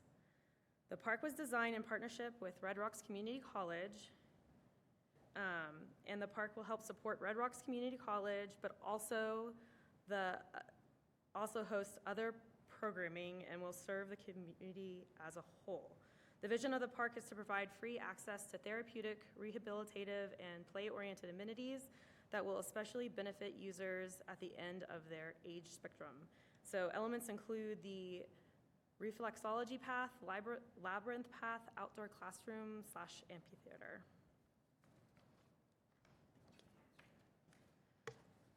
So this was a streamlined park naming process. Following the direction from City Council on May 6th, APAC and the VCN quickly put together a streamlined process for engaging the community to help name this park. Instead of being focused on a specific area like Little Raven Park, this project naming was open to the entire community, so it went out to all of Arvada. Park names were accepted on the city's project website and on the city's community engagement website, Speak Up Arvada, from May 8th to May 31st, so not too long from now. Meanwhile, we formed the APAC naming subcommittee and have been regularly meeting with the VCN communications manager, Sean, to research the history of the area and review name ideas. Name recommendations were finalized in our meeting last week, so very new. Let's see here. So engagement tactics. Engagement tactics include a citywide promotion to invite community members to participate through all available communication channels. That included the front page of the arvadaco.gov website and on the project website, and then promoted through city social media channels and the e-newsletter. City staff also reached out to the Red Rocks Community College to ensure they were informed, and they did get good participation from staff and students, and there was an article published in the Arvada Press. So our community members could participate in two ways, either by submitting park names with an explanation for that park name or using an upvoting system to show support for an already submitted park name. This upvoting system, in conjunction with the submission process, really streamlined the process to pick a name that got community support in comparison to how the Little Raven name was chosen last year. People did have to be members of the Speak Up Arvada website, and we again reviewed these on a weekly basis as they came in over the month with Sean, the VCN communications manager. So the project webpage, it got over 1,000 views, and then the Speak Up project page got 396 views. 48 participants submitted 51 name submissions, of which 17 of those names got at least one upvote from a community member. We did also get some data on were people actually that were participating or that were members of Speak Up Arvada, were they in Arvada, and most of them were, aside from a couple of outliers in the Denver area. So out of all the names that were submitted, the 17 different names that were submitted from the Speak Up Arvada upvoting system and the APAC committee team, we favored Serenity Ridge Park. It describes the park and its location. It's on a beautiful serene ridge, and it's a holistic park, so it goes perfectly. Jordan Bateson submitted this name to us, and he left this reason. I think Serenity is perfect because it is a place of calming and tranquil energy. Ridge is also perfect because it is on a large ridge overlooking Arvada, both of which are true. Just for clarity, we had 3 individual name submissions using the word Serenity. Those were Serenity Ridge Park, Serenity Park, and Scenic Serenity Park. We chose as the subcommittee to combine those into Serenity Ridge Park and look at the individual upvotes as like one vote for one name. Let's see, excuse me. So just some data on the community involvement. We got an overwhelming amount of upvotes for Serenity Ridge, 18 individual upvotes for that name, 11 for Scenic Serenity, combined 29 upvotes. The 3 other highest contenders were Sweetgrass with 4 upvotes, Snow Peaks Overlook with 3 upvotes, and Wellness Circle. And again, I just want to stress that we are recommending Serenity Ridge Park. So, APAC's naming recommendation. We also provided other options based on the upvoting system. The Wellness Circle Park, it does speak to the circular elements of the park, particularly the labyrinth that is there, which I think is cool. And then Snow Peaks Overlook Park. Colorado is known for its wonderful mountains and brilliant snow. Arvada is nestled in one of the most advantageous locations to view both. So those are our recommendations for you guys to choose from. And we thank you for your time, and we hope to hear from you soon, whatever your selection may be. Right, thank you very much. We really appreciate all of Parks Advisory's work on this. I realize it was a kind of a quick turnaround when we decided we didn't like the original recommendation, and I really want to commend both all of you as well as our team for pulling together and making it happen. I personally think we have a far superior recommendation. So congratulations, everybody. I will open it up to council questions, comments, action. Councilmember Furry. When I think of Snowy Peaks Overlook Park, I think of Glacier National Park, where we don't have any glaciers anymore, or like barely any. So Snowy Peaks, it just seems like, I don't know if I want to set up a park naming with the potential that there's not even snowy peaks later in a couple decades. But I love the Serenity Ridge Park. I think the explanation is great, the way you combined it, and it sounds like the community loves it as well. And thank you for doing this legwork and finding such a great name for us. Thank you. Additional comments, thoughts from council? All right. Would somebody like to make, it's just a workshop. Yes, we don't have a motion. So still in hearing mode, I guess. So thank you all. There we go. Councilmember Pfeiffer. Well, I thought we should have made a motion, but.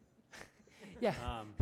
No, I appreciate it because I was an advocate for the Park Advisory to be more involved around the naming. And it's, I just moved from this area, well, not 4 years ago, but this is so appropriate for the area, and it rolls with the tongue a lot better. So I appreciate you guys jumping in on this, getting this done, and really reflecting and letting the community as well as the Park Advisory kind of weigh in on a park name. So again, thanks for your help and support on it, and I'll support the Serenity Ridge Park. That's absolutely a great name for it. Thank you. Yep, I'll echo those thoughts. In particular, one we didn't highlight is that the train station is known as Arvada Ridge. So this continues with the area theming from right there. And a big thanks to Mr. Jordan Bateson for bringing this name forward. It's poetic, it's beautiful, it fits the area, and I will be enthusiastically in supporting Serenity Ridge Park. Thank you. We appreciate the opportunity. All right, thank you.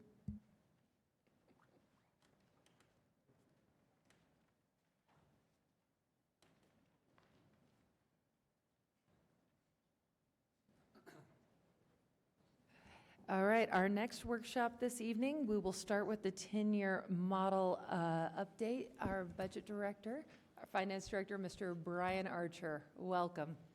Thank you, Mayor. Super excited. We only have about 100 slides, so we'll go really quickly. Make sure we get this done. You all stretched and ready to go? All right. So as part of the budget process each year, the finance team, in conjunction with the CMO and the rest of the leadership, take the opportunity to revisit our assumptions from prior years. One of the things we do is close out the prior year, take the actuals and stick them back into the model. Then we take a look at our revenue assumptions, our expenditure assumptions. We then bring this data to you. So that's what we're doing tonight. Quick look at the schedule of events. I do apologize. Some of these dates were incorrect. It's in the packet you were handed out last Friday. Thanks to the quick work of our city clerk team, we have the correct dates up there now. Our models do run from 2025 through 2034, so we add those 2 years on the end. That is a big jump in the beginning of a 2-year budget cycle. Since we're very conservative in what we do, that does create some challenges in keeping our 10-year models balanced, and we'll talk about those here in a little bit. Do want to reflect tonight, we are reviewing general fund parks, the tax increment funds, water, wastewater, storm, golf, and solid waste. Though the City Council budget and fiscal policy does include the insurance, computers, vehicles, and buildings funds, they are not ready for presentation tonight, and so we'll bring those back during the budget cycle. A couple of the expenditure assumptions that we have changed. What you see up there is the same piece of information you were presented last year.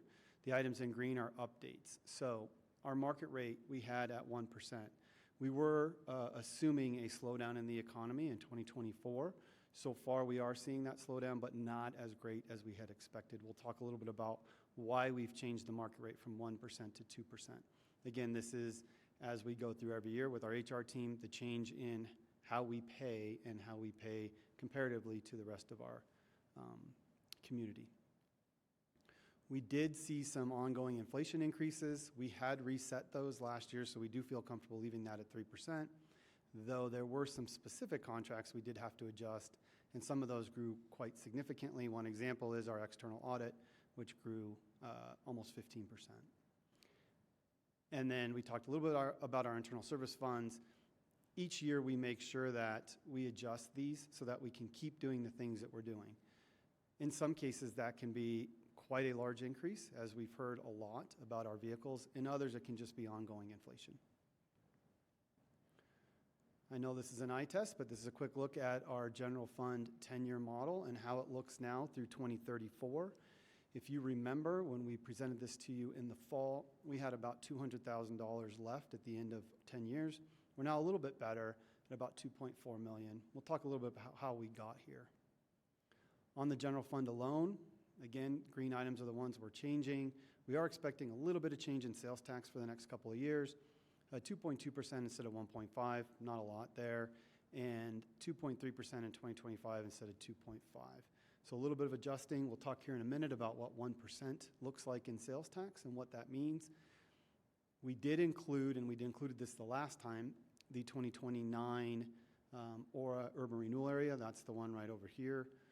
We did not include the elimination or when the 2033, 2034 urban renewal goes away. There's a little bit more work to be done on that. A lot of that is property tax based anyway, and so we wouldn't see those revenues till late 2034. We will look to bring those back to you during the budget cycle. Do want to point out some changes on property tax since the last time we met. A couple of Senate bills up there were passed, specifically 23001. That did allow us to adjust our property tax. We are expecting that growth to be closer to 15% instead of the allowable 5.6%. And in 2025, we're expecting that to be closer to 4.6%, which is about what estimated CPI looks like. The other change is auto use continues to slow down. That can be very cyclical, and we'll take a look at that here on the next couple of slides. So this is a chart going back through 2008 showing our sales tax growth. We've talked a bunch about this. Really just want to show that we are expecting a return to more around a 2.5% growth pattern for the next 10 years. There is a delta we just talked about, and so that's represented by the difference between the green and blue bars. Same piece of data on auto use. You will notice that we saw quite a growth in 2017 and again in 2021. 2017 is related to the growth out west with the increased number of residents. 2021 is related to the pandemic. A lot of people did not want to be on public transit, and so for them to get around, they went out and purchased vehicles. That has since slowed down significantly. As you can see, we are projecting a loss this year, and then that to repeat out in the future. Same chart, just a reverse, where our new budget being in green, our old one being in blue. Jumping directly to some of the other areas that we're seeing and just an update right now. Sales tax we had talked a little bit about, 1.5%. Expecting that to be closer to 2.3. We're currently sitting about 2.1. 1% change in sales tax means about $780,000. So that's significant if we're making any changes there. As we go down the page, I want to point out what property tax looks like. Again, we are expecting roughly 5.4%. We are thinking we're going to be closer to 15, coming in at 9.6. Again, 1% on property tax, about $94,000. You will notice an outlier here, actually two. Building use tax being at 71%. We're expecting that to be about 3% for the year. The reason we're so high right now is we had a couple large developments come in early in the year and pay for all of their fees up front. We're not expecting, we don't have any of those in the channels for later this year. So that number will continue to go down each month. And then you'll notice, as I just talked about cars and people stop buying cars, we have HUTF revenues that are actually up very significantly in the first quarter. Some of this is timing, and some of this will come back out. We do expect that to be up about 6% for the year. And again, in prior years, when we've had a delta here, we've looked to put those dollars into our transportation. So if that happens, we will bring that back to council and let you know. Again, 1% here is relatively small, about $44,000. Councilmember Furry. Just to clarify, HUTF?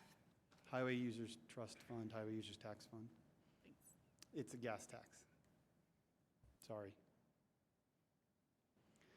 Overall, here are all the changes that we made to the general fund on revenues, the pluses and minuses for our 10-year plan. And you can see we've added about $7.2 million to the plan. How did we spend that? So we talked a little bit about our salary range adjustments. That's what SRA is. Again, we moved that from 1% up to 2%. Our healthcare continues to hold at 5%. If you remember, for the past 4 years, we've had a 0% increase. We are seeing that trend up about 13%. Our HR team, along with our consultants, does a wonderful job keeping track of this. That trend is coming down as we go, so that's good. We're thinking a lot of people might have had early surgeries, and we did have some people hit some stop losses, so we're hoping we can get to 5%. We still have capacity challenges. You all should be familiar with our financial resiliency models, and we had identified where those are. In the general fund, those are the departments that are feeling it the most. Down at the bottom, we did commit to our taking lasting care, and so we added additional funding for cybersecurity. We have fully funded the evidence storage, and that will start this fall. We did add additional funding to street maintenance.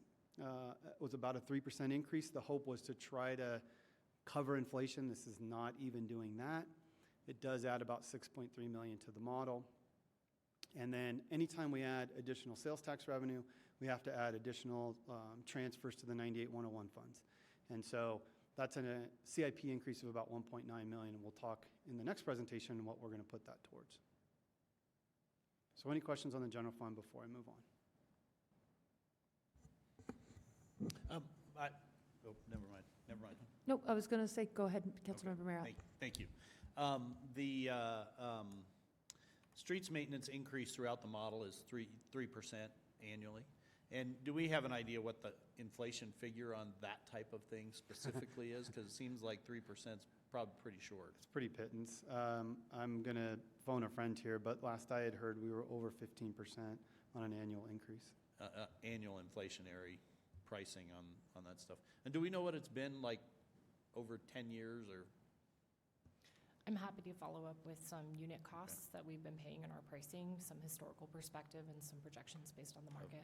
Of what that is. Okay. I just want to point out that when we, seems like we're doing the right thing when we put in a 3% increase in our streets maintenance at 3% annually per year, but really we're going backwards. We're still going backwards. And, that's the thing on our report card we get a D on, for sure, a solid D. And our 10-year model puts us heading towards an F, which I don't understand why we would want to fill our model that way. That I'm, this is clearly a policy decision, but that the council would choose to have our streets maintenance going backwards when it's already at a very low level, and probably the number one thing that you hear from residents. And so I would hope during this budget season that we can have some options to, an actual increase when figuring in inflation, hold steady, and maybe this one as our continue to go backwards. But I'd like to, I would hope this isn't just set in stone, that we actually have policy decisions to make here. I understand we're spending all the money and this would come at the expense of something else. But our job here is to prioritize what is it that our citizens value, and much like other discussions we've had, there are a small number who value something, there are a large number who value something, and we have to make those decisions. And I can't see us continually sit here year after year after year after year going backwards on our streets maintenance program. So anyway, just my question and comment. Thank you. We are, for 2025, the annual contribution out of the general fund for street maintenance is a little over 13.7 million. So we can certainly talk about how that compares to overall costs and what we're doing. Yeah. Thank you. Councilmember Pfeiffer. It brings up a good discussion. We wait till one-time funds show up right at the end of the year, and we usually inject a good amount of money into streets, but that's usually for the next fiscal year. Correct. And knowing public works projects take a little time to plan, right? You got your tip you got to do from DRCOG. You got to get it on a PLIP, especially roads. There's maintenance, there's construction, right? And then you got to get into maybe some sort of plan depending on what you're doing. I'm keeping both options open, maintenance and construction. But we know there's a surplus in the 10-year plan. Why don't we just change the knobs a little bit, not just the 3% that we're talking about, but make it 4 or 5 or 6% on that budget, so that the planning and the budget are a little bit more aligned down the road.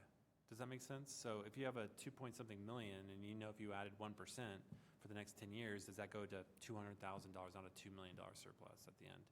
And then Jacqueline's team can count on what kind of projects to put in the pipeline. There's a good answer. No, there's actually, I would like to seek council clarity. You know that I will be bringing forward a proposed budget, and that budget is already coming with trade-offs. So we can have a zero surplus at the end of 10 years, and what that takes away is any council leeway for other direction. So I would say across the board, the team agrees the investments in our roads is a top priority, and we can clear that out pretty simply. Again, it's only as accurate as our estimates, and happy to do that, but I would like to know that there's agreement from council with us to move in that direction. Yeah, my thoughts are, I'd rather Jacqueline's team plan on the money and then figure it out, and then at the end of the year, because it's not going to go away. I think at the end of the day, I think this is an ongoing commitment that has to be made on our infrastructure, instead of just waiting to the end and then strong-arming all the competing priorities. But I just think that if there's a sustained demand, we should probably look at sustained funding with that sustained demand. It's just some thoughts. We'll get, in the next presentation, an update on kind of what streets funding has looked like for the past decade, so. Thank you. Okay, move to parks, and you will notice that when we add the 2 years to parks, we do end up not meeting our fund balance goal. Again, in our process, this is the start. Parks is very committed to making this work, and over the past few years, if you remember, have closed the gap significantly when they had to take over programming of field maintenance, and so, or programming of the fields, excuse me, along with the field maintenance. And so when we bring this back, this will definitely be balanced. Take a look at the changes we made to the model. We added 3% for open space. That number has been running hot. It's been up 5, 6, in some years even 7%. The average proposal of CPI across the region is 2.7%. So we're a little aggressive here, but we feel pretty comfortable. We do have 3% in from the city cash transfer, just spoke about the field operations. Do want to reflect that recruitment and retention is still a challenge in this area. In the police tax increment funds, there's 2 of them, the original 0.21, the new 0.25. They're both balanced at the end of the model. It does include funding for the evidence storage we talked about. It does include funding for the radios and the computers, both that need to be replaced over the next few years. Those are all built in, so that's very good. We did add additional revenue in 2029 for the urban renewal, and same as all the other funds, there's nothing in 2034, but there will be in the future. On the water fund, a couple of items to point out. Council will remember we issued $50 million in debt to help with our CIP. We are proposing that that will happen again, possibly late 2025, and again in 2026. And so this helps to complete our capital projects, the one pager that you're all quite familiar with.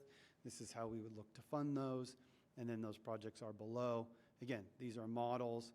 If the decisions are made that we are not going to move forth with certain capital projects, we would change the model.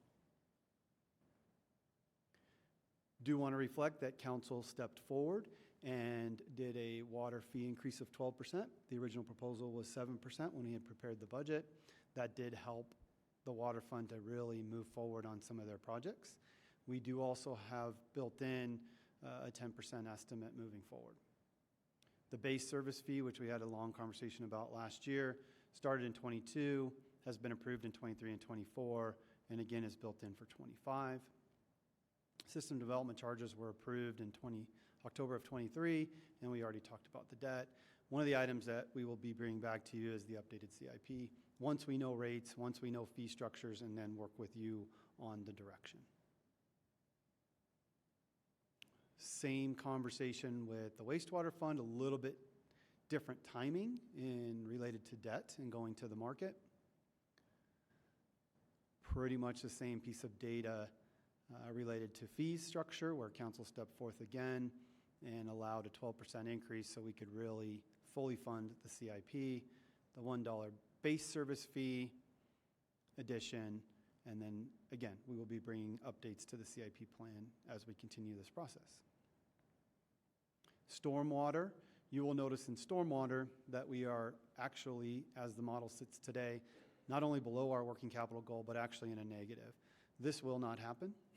We will adjust this as we go forth, and they will adjust the timing of their projects.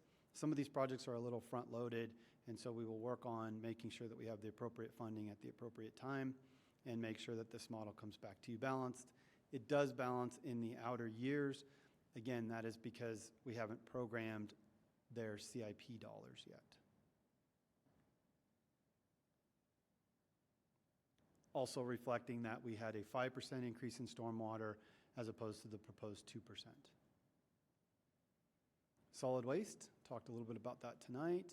You will notice that this model gets over its fund balance goal in 2027. I apologize, that's actually hidden because it wouldn't fit on the page, but that is when we were budgeted and programmed to get over our 10-year model. We also have built in here replacement of carts in 2031. So the hopes is that they can make it that far. So far, knock on wood, we're seeing people taking care of their carts. Certainly we're losing some and some are getting crushed, but overall, as an entire plan, the carts are making it.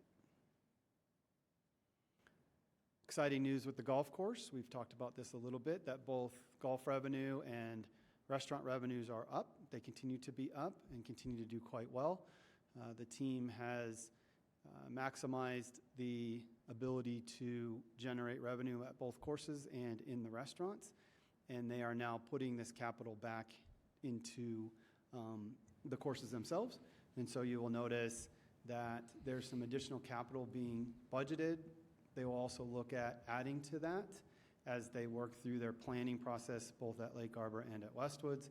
At Lake Arbor, with the playability of the course, we've had some trees that have been planted. They've changed some tee boxes, looking at continuing that. They have a plan that has been laid out over the next 3 to 5 years, and if they continue with these revenues, they'll be able to implement that plan. And then at Westwoods, as the course is now getting older, feels weird to say that, but as the course is getting older, they will look to keep up with things like bunkers and cart paths and items that seem to fall apart. Councilmember Marriott. Yeah, so I wanted to make a suggestion here for the golf fund. We've got the charges for services, the revenues blended between playing golf and eating at the restaurant or drinking at the bar, those types of things. And I'd love to see us take a little deeper look at it for one purpose, and that's, I think, one of the things that we should revisit or visit, not revisit, but visit, is are we doing particularly the food and beverage there the right way by engaging and employing city employees to perform those services? I know in other places the other model is that you simply hire a concessionaire, or not hire, you allow a concessionaire to contract for those, and there's, of course, rent or percentage of gross or any number of ways to structure a concessionaire agreement. And is there a benefit to the city one way or the other? I would love to know, first of all, to be able to just see the breakdown of those revenues, so a little just more in depth on this, so that we're educated enough to talk about that. My sense is, and I don't have any numbers to back it up, but my sense is that even if the restaurant's doing better, or even in its best case scenario, the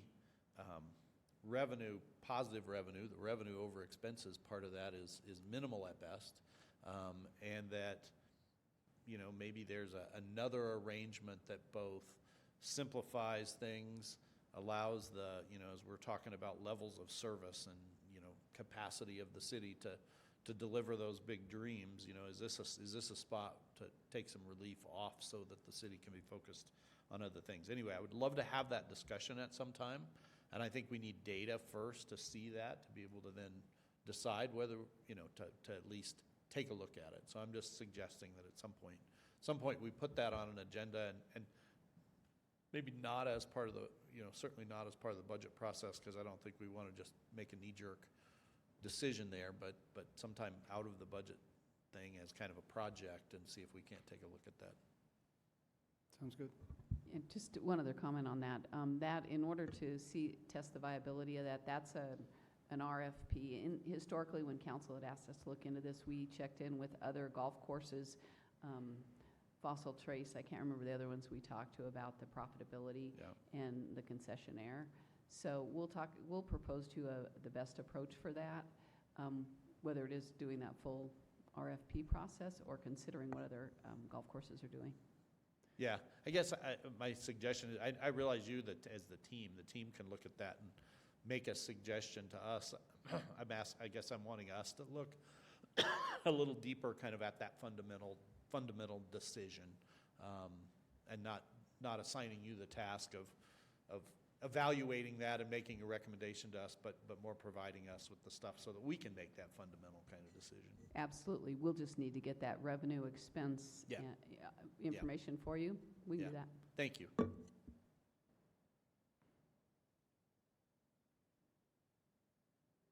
So a little bit, just updating on where the golf fund sits now. And so finally, these were strategic opportunities that we presented to you 2 years ago at the beginning of the last 2-year budget cycle in some areas that we knew we were going to have challenges in. Many of these should look very familiar to you all. They came from council. And so we were able to fund and take care of some of these. Certainly, structural security is still a challenge. Data security will always be a challenge. We have a tremendous data team, and they're doing an amazing job. There's a lot of bad actors out there, and so we've got to keep ahead of them. We certainly know that homelessness, growth and density in housing are still challenges that come up constantly. Made some progress on some of those. Street maintenance, we just had a nice conversation about that. Know that that's still a gap, and that's why that's listed in red. We feel very good about our fiber loop, and we're getting very close to finishing that. We have put additional funding towards ADA compliance. We'll talk about that here in this next presentation. Certainly not where we need to be, but we at least made some progress.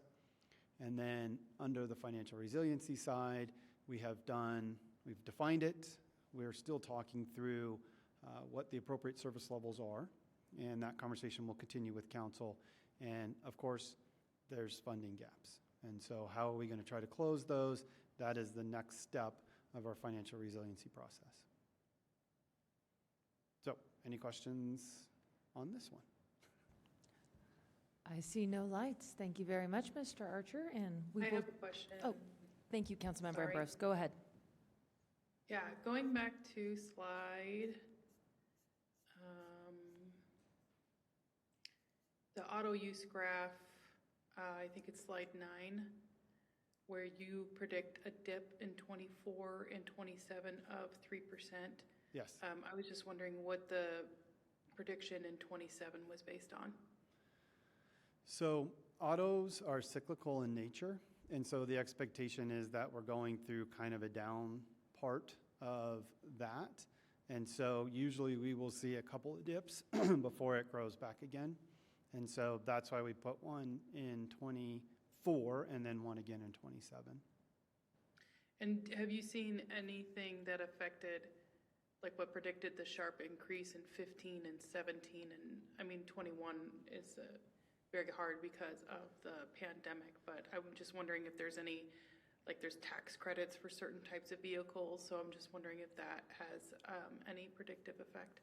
It's a great question. Honestly, for really the cycle from 21 through 20, or from 2011 through 2017, really ties directly with the growth in the city. So it was the number of rooftops that we were putting in, and we all really like our cars. And so for every rooftop we dropped down, we saw an increase in the number of vehicles. So it was purely a volume. It wasn't price reduction, it wasn't taxes, it wasn't anything like that. Thank you. That's the only question I have. Thank you. All right. Thank you so much, Mr. Archer, and we will just stick with you and roll right into our next workshop, which is the 10-year CIP model update. Capital improvements, capital improvements. Woohoo! We're all excited. All right. So lots and lots and lots of numbers and charts on this one, so I apologize in advance. The majority of this presentation is for information. I'm not going to spend a lot of time on it. We wanted to get this in front of council. If you have questions, please stop me, but I'm going to go relatively quickly. So this one is reflective of our changes in sales tax. Anytime we change sales tax, we have to take 20% of that increase and put it towards our CIP. This is just that reflection. So you remember on our previous presentation, we changed sales tax in 24 and 25 a little bit. This is what you'll get out of it on the CIP side. Items in blue or purple or whatever color that is on the screen, looks blue to me, but I know I don't see colors great, are changes since the last time we presented this to you. So we know that 72nd Avenue, Ralston Road, hard habit to break, Arvada Aquatic Center, formerly known as Myers Pool, that we have to put additional funds in those. We added money in 25 and 26 for that. We did reserve a possible COP in 2025 so that we can complete 72nd Avenue. We did issue last year the delta on our sales and use tax, so that was about $7 million. That's the debt service related to that, and we did build in an inflation reserve. Sorry, just for clarification, COP. Certificate of participation. which is a funding mechanism very similar to a mortgage, where we take an asset at the city, for example, City Hall, and we mortgage it for the ability to then do a project. Thank you. That requires the approval of It's a city. HELOC. It's not an adjustable. Fixed rate HELOC. Fixed rate HELOC. It's a good way to put that, yeah. It does require the vote of council, does not require the vote of citizens. That's the difference between that and a bond. So if we issue a COP in 2025, we would need to bring it to you all. You would need to approve it before we could do that. Wanted to reset on our 3 major bond projects. So again, hard habit to break, I apologize. Arvada Aquatic Center, Ralston Road and 72nd Avenue. Original budgets, the changes to date, what our current budget looks like, and where we estimate these projects to come in. You will notice pretty close on Myers Pool and Ralston Road, still a decent gap on 72nd Avenue. That will continue until we have finished negotiations with the railroad. A question might be, where did this additional money come from? And we reflected a little bit down here with the 23 bond issue. Interest revenue, interest rate environment's been very good. Additional 98-101 funds, again, revenues from our general fund. Grant dollars and partnerships that we've worked on each of these projects. So working hard to get these done. These are council's priorities. You gave them to us years ago, and we are going to get these across the finish line. So, Councilmember Marriott. Brian, the question I have on the Arvada Aquatic Center, the $10 million ad, is our partner going to pony up their half of that, or is that laying all on us? Or do we need to negotiate with them? Our partner had a budget hearing last week, and they approved their budget, and the Arvada Aquatic Center is listed in there. However, I do not know if they are going to pony up their half or not. We've been trying. Okay. Lori has worked very hard, as has Linda and Dawn, every time they see them. And so we're hoping. Hoping, okay. Lori, do you have anything to add to that? No, I believe they are intending to make up the difference. They needed to get through their budget hearing. Good discussion for our next coordinating electeds meeting. But indications from key players there, they're going to pay this. I think Wonderful. they want to. I think they really want to. So. Wonderful, thank you. Again, another eye test. This is a further chart that shows the allocation of all the 98-101 monies that come in each year to our CIP and how they are being spent on a high level. You will notice that our bond payments are pretty significant. If we do have to issue additional debt to complete 72nd Avenue, that will take up a larger chunk. So today, little under 50% of our money goes to bond projects. If we do continue to issue debt, that number will be closer to 60% of the revenues that come in. And so what that leaves is relatively small dollars to try to do what we're going to call ongoing CIP projects. So let's talk about those here a little bit. You will notice that as we drill deeper into what's left after we pay our debt, we have roughly $7 million, and that's split in the categories you see here. Again, you'll see traffic lights. To give perspective, to do one traffic light now is well over $1 million, depending on where that traffic light is and what needs to go into it. Our parks has a fair amount of money that goes into that. Again, to give perspective on that, you'll see that TLC Parks line down there at the bottom. That's to replace parks. Average park replacement can be well over $700,000 or $800,000. So you're barely getting 2 out of this. Our goal is to get more than 3 per year. Councilmember Marriott.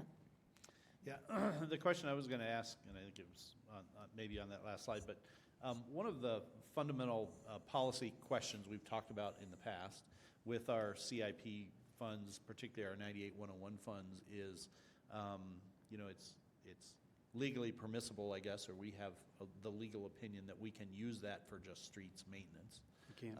I know we've had talks in the past about whether that's the right thing to do or not. Does this model get into that depth of us allocating monies to that, or does this assume we are, or does this assume we aren't? This assumes we are not. We are not. You can, per our ordinance, allocate street maintenance dollars out of here, but this assumes no street maintenance dollars come out of here. Okay, got it. Thank you. Yeah. Councilmember Foray. The medians, I recall Dr. Jane saying that the medians were $200,000, give or take, for one, and that is with irrigation that has water. So is there a lower price point on those that don't have irrigation? Again, it depends on what you're going to put in. If you're just going to pave them over, absolutely, it's a lower price point. But if you're going to put rock or some sort of decorative, the price points might be the same, just depending on what you end up with. Okay. So, and again, from a median's perspective, Dr. Janes was talking about a relatively short distance of median. I mean, if you take 80th Avenue between Wadsworth and Sheridan, that was done many, many, many, many years ago, and it was $2 million. So. Mayor Pro Tem Mormon. Thank you, Mayor. I just want to follow up on Mr. Marriott's question about allocating funds to road maintenance out of there.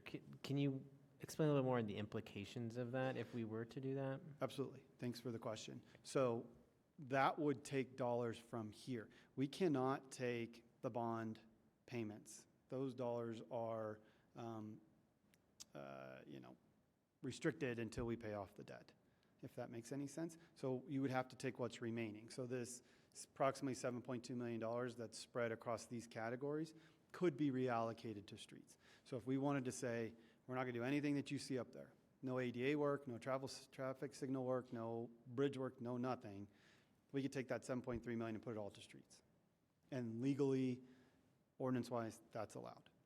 Or we could say, hey, that sidewalks, trails, and mobility line, we don't feel like that's a priority anymore. We're going to take just that $850,000 and move it to streets. Again, totally allowed. And I have a follow-up to that, too. Thank you for the explanation. And are we expecting any more federal money from the bipartisan infrastructure bill? I keep feeling like that is still yet to come down to the municipal level. Is that an accurate statement? Yeah, that's accurate. And probably not from a maintenance perspective, maybe from a growth perspective or a one-off. So it's possible we could get grants for concrete replacement or grants for road realignment, et cetera.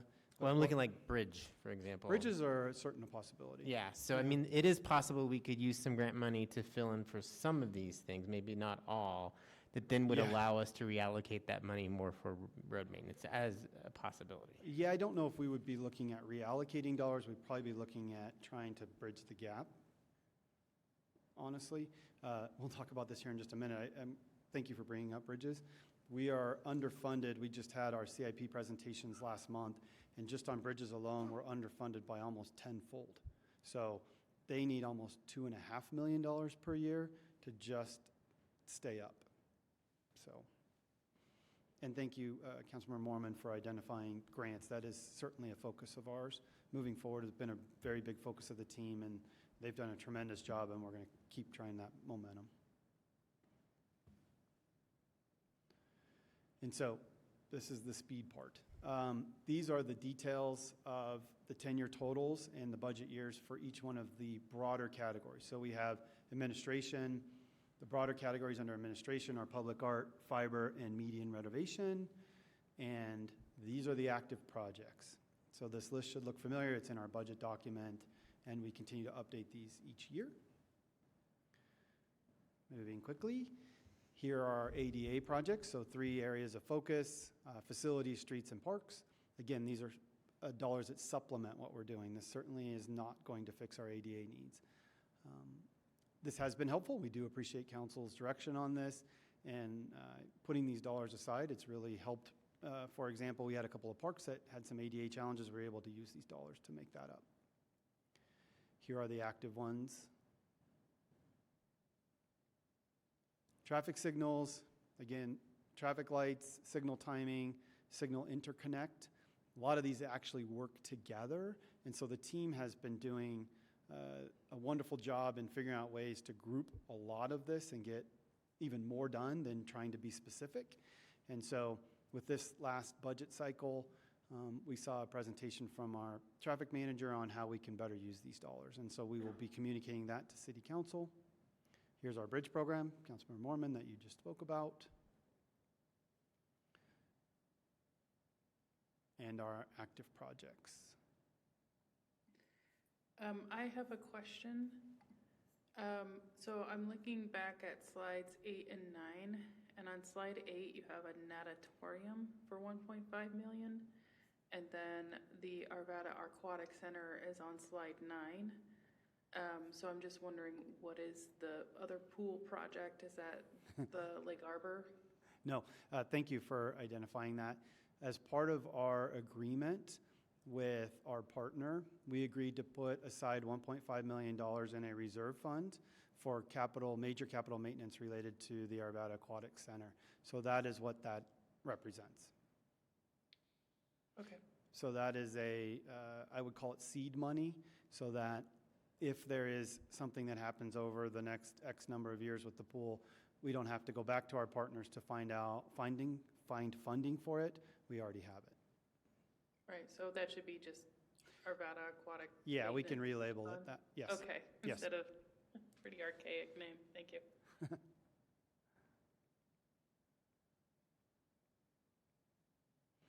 Okay, under transportation, you will see a whole number of different items that we try to fund out of this very limited transportation dollars.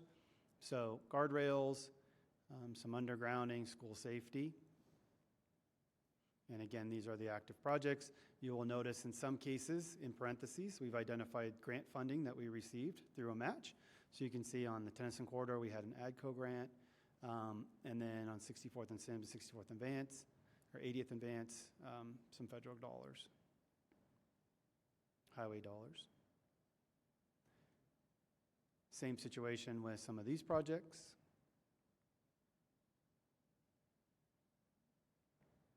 And again, just listing these for your information. These are available in our budget document.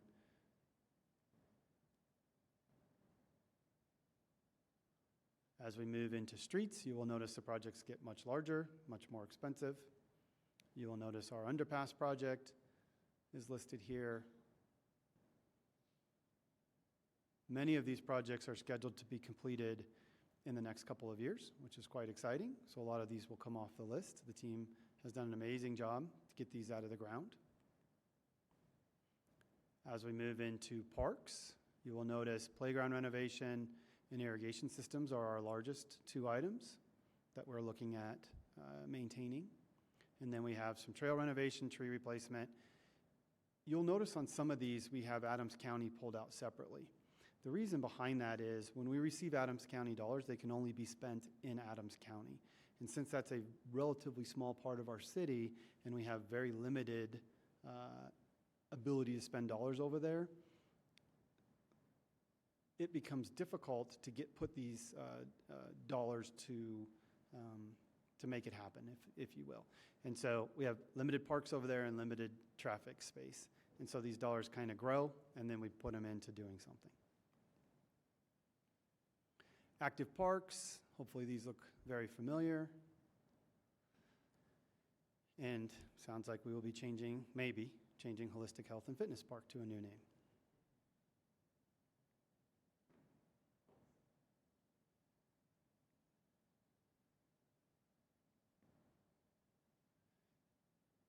Finally, these are the requests that came out of last month's presentation to the budget team and to the city manager's office.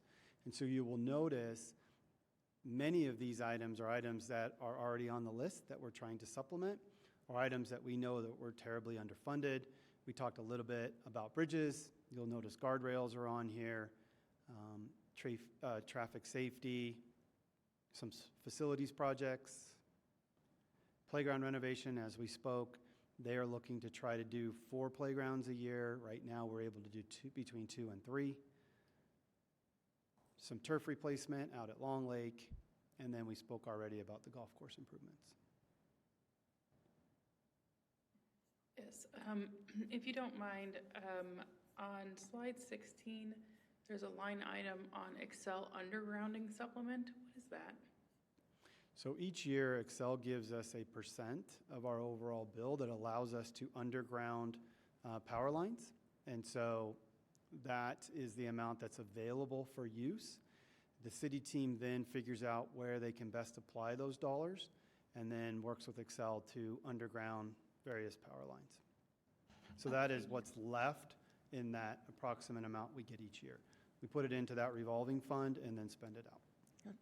Mr. Archer, a quick follow-up on that. Is that when we do identify these sectors, are they primarily identified along commercial corridors or high transportation corridors or in where residents may be at a higher risk? What's the priority lens there?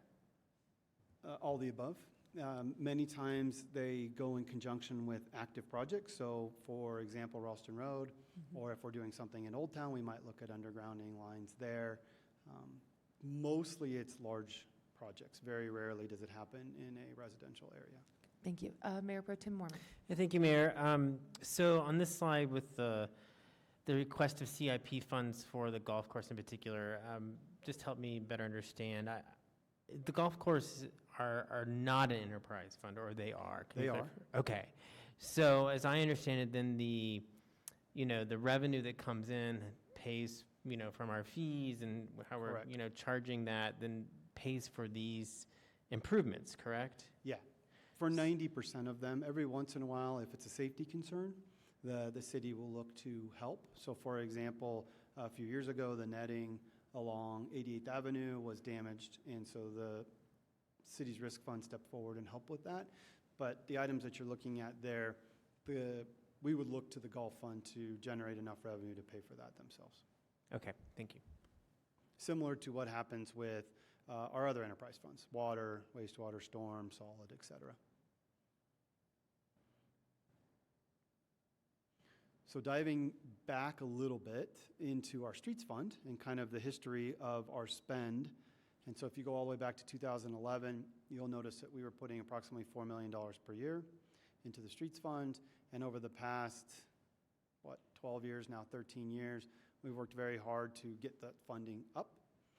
You will notice that this kind of goes like this in Councilmember Pfeiffer and Marriott. This is in reference to your conversations around one time and how we, at the end of the year, will add additional one time and they'll spend it. You'll notice kind of a slowdown in 19. Again, that was solely because of the pandemic. Again, in 21, same reasoning. And if this went out in the future, it would start at 13.7 million. That's what the budget is each year and then grow from there. Councilmember Marriott.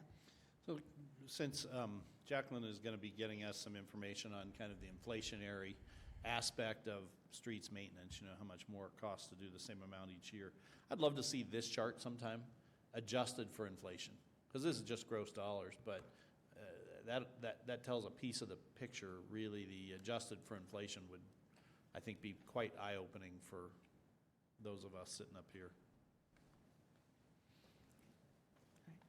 Well, and if you could maybe translate that into like something that's hard on a graph like this, I would think, but maybe you can do it like lanes paved, or you know what I mean, or lane miles repaired, or useful life of lane miles, or something that, because inflation like 12, 14 million, you might have gotten more when it was 6.2 million than when it was 14 million, with inflation. That's actually my point exactly. Yeah.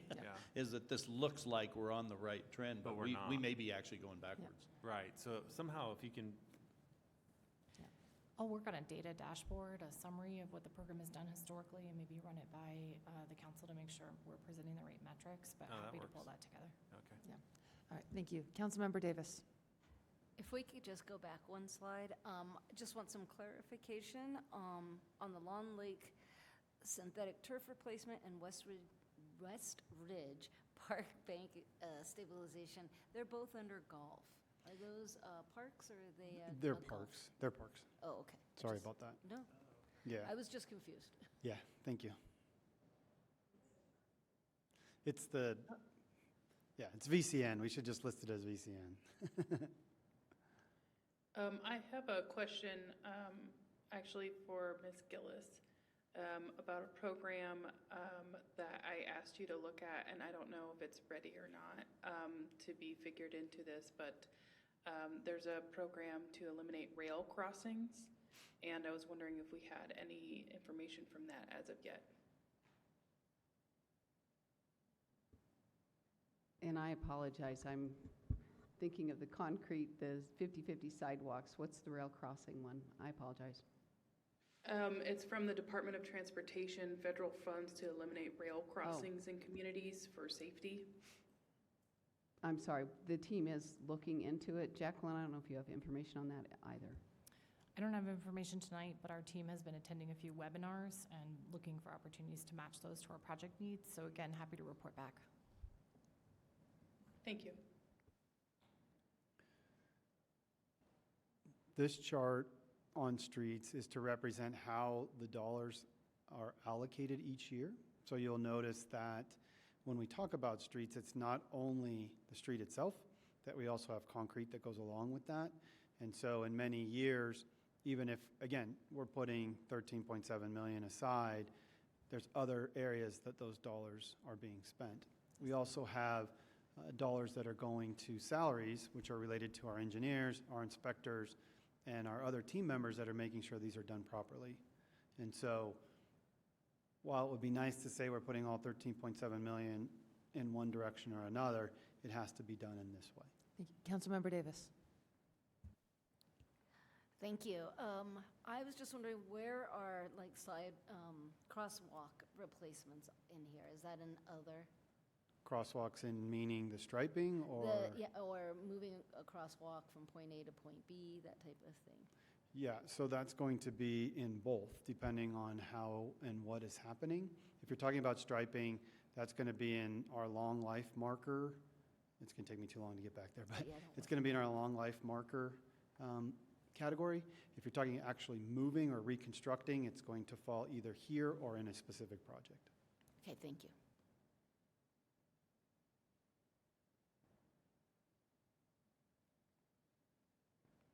And again, this is reflecting that we did add additional funding to streets, about 6.2 million, as part of the proposed 10-year plan that you saw just a presentation ago. And we did want to reflect the quite large dollars that are being spent on water, wastewater, and stormwater. This has not been updated. It will reflect the one-pager that you're very familiar with that Sharon and her team brings. And so as we continue to modify that, we will update this. And these are some of the projects that were on the previous enterprise CIP. Now, these numbers are not correct. They all need to be updated as they have changed significantly. However, the names are correct.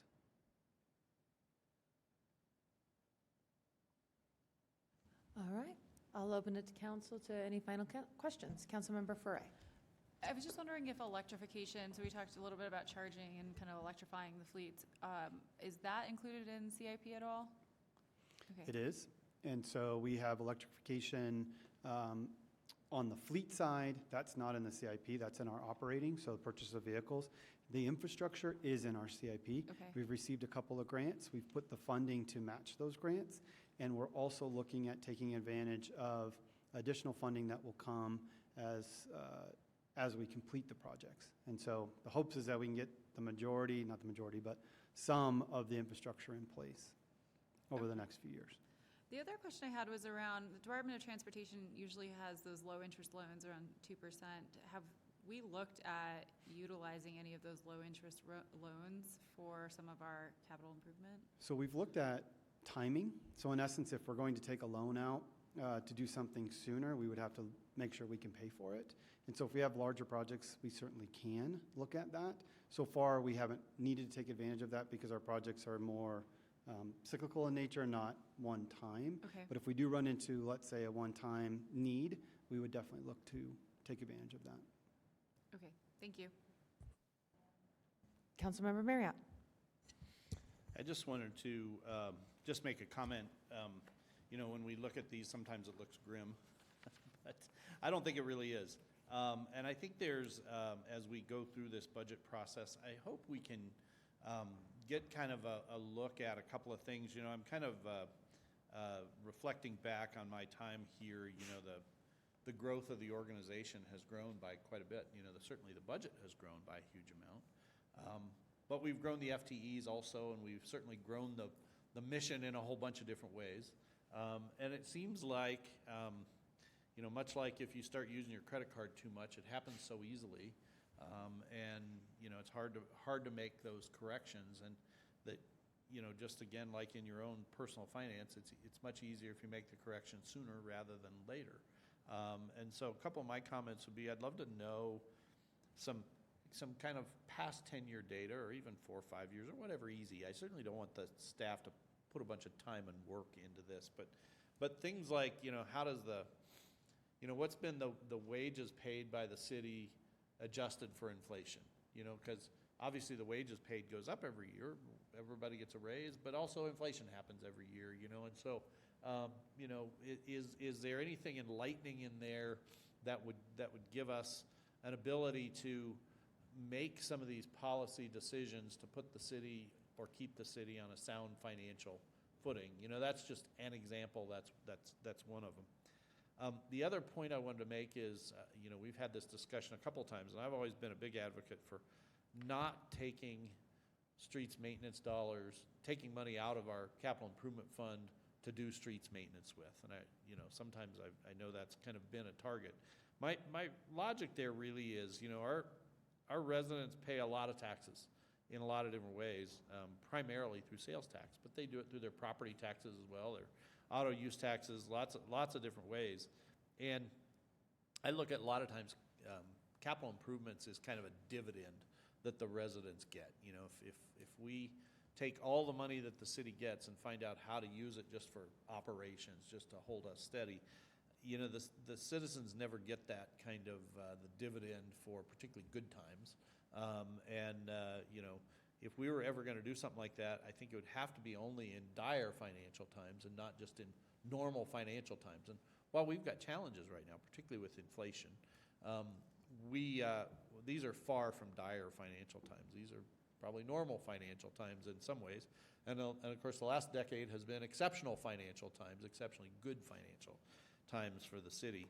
So, I'd love to, as we go through this budget process, have, be able to apply some of that context to some decisions that we could make, or guidance potentially that we could give on some of these things, to where we can look out for, over the next 10 years, we need to do adequate streets maintenance. It's an absolute travesty that we don't. And it's going to come at the cost of something. I mean, we have to, there's just no way, there's just no other way. However, it shouldn't come at the cost of some things, and maybe should come at the cost of others. And I think we need to be able to have that healthy discussion is, what does it come at the cost of, and not just path of least resistance, which might be to scrape capital improvement dollars into that because we can, and taking away, what for lack of a better term, the dividend that the taxpayers get out of all the taxes that they do pay. So hopefully, as we go through this budget process, we can, kind of have some of those discussions, maybe a little broader, a little bigger, a little broader, kind of philosophical, and maybe even try to do some of that prioritization of the expenditures of the city of Arvada, and not just have the expenditures of the city of Arvada grow equally everywhere. Like, sometimes we should be making a value decision, like, this is more valuable to us than that, and not necessarily that we quit something. Maybe we do, maybe we quit something, but maybe some things don't grow and other things grow more. Like, there's always that reprioritization to be had slowly over time, which tends to be a little less painful. So hopefully, as we go through, we can do some of that stuff and impact this kind of budget that we're going to see, coming up late summer. If I can just jump in, the benefit of City Council strategic plan sets those priorities, and infrastructure is one of those priorities. So absolutely understand, and the other piece that we're committed to related to bringing forth the budget relates to financial resilience, and there are trade-offs. There isn't additional money to spread, so even the money that isn't spent on streets and spent on capital is not nearly enough an investment to take care of our infrastructure. So we will show you those trade-offs and where we will end up without investing in those assets. Thank you, Ms. Gillis. And thank you, Mr. Archer. Oh, Shauna, thank you. Councilmember Ambrose. Yeah, I just appreciated this presentation, and I especially appreciated the prioritization that you named, that there are like 6 departments in particular that need shoring up. Looking for which slide it's on. But I appreciate knowing which ones in particular we should be looking for in this budget plan. Thank you. Thank Mr. you. Archer, thank you as always. Yep, thank We you for the appreciate you. conversation, appreciate it. All right, it is now time for the second public comment portion of this evening's agenda. I see no one in chambers, and Ms. Rush is signaling there's no one on Zoom, so I will close that. Reports from City Council. All right, seeing none. Reports from the City Manager. Okay, just a reminder, we have Colorado Municipal League this week, and there are a number of you attending. And so that will be over the next 3 days. July 8th, we'll be bringing forth the homeless strategic plan and providing other updates, the stormwater update. On July 22nd, we'll be bringing forth rates and fees and a presentation on House Bill 1313 that you had requested.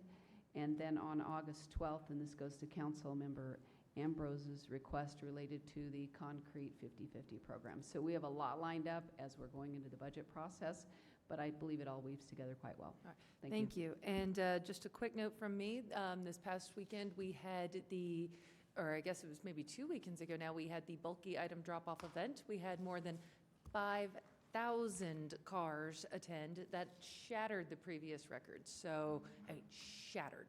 So congratulations to everyone who helped make that event a tremendous success. It was fantastic. Ms. Morris. Nothing for me, Your Honor. All right, we stand adjourned.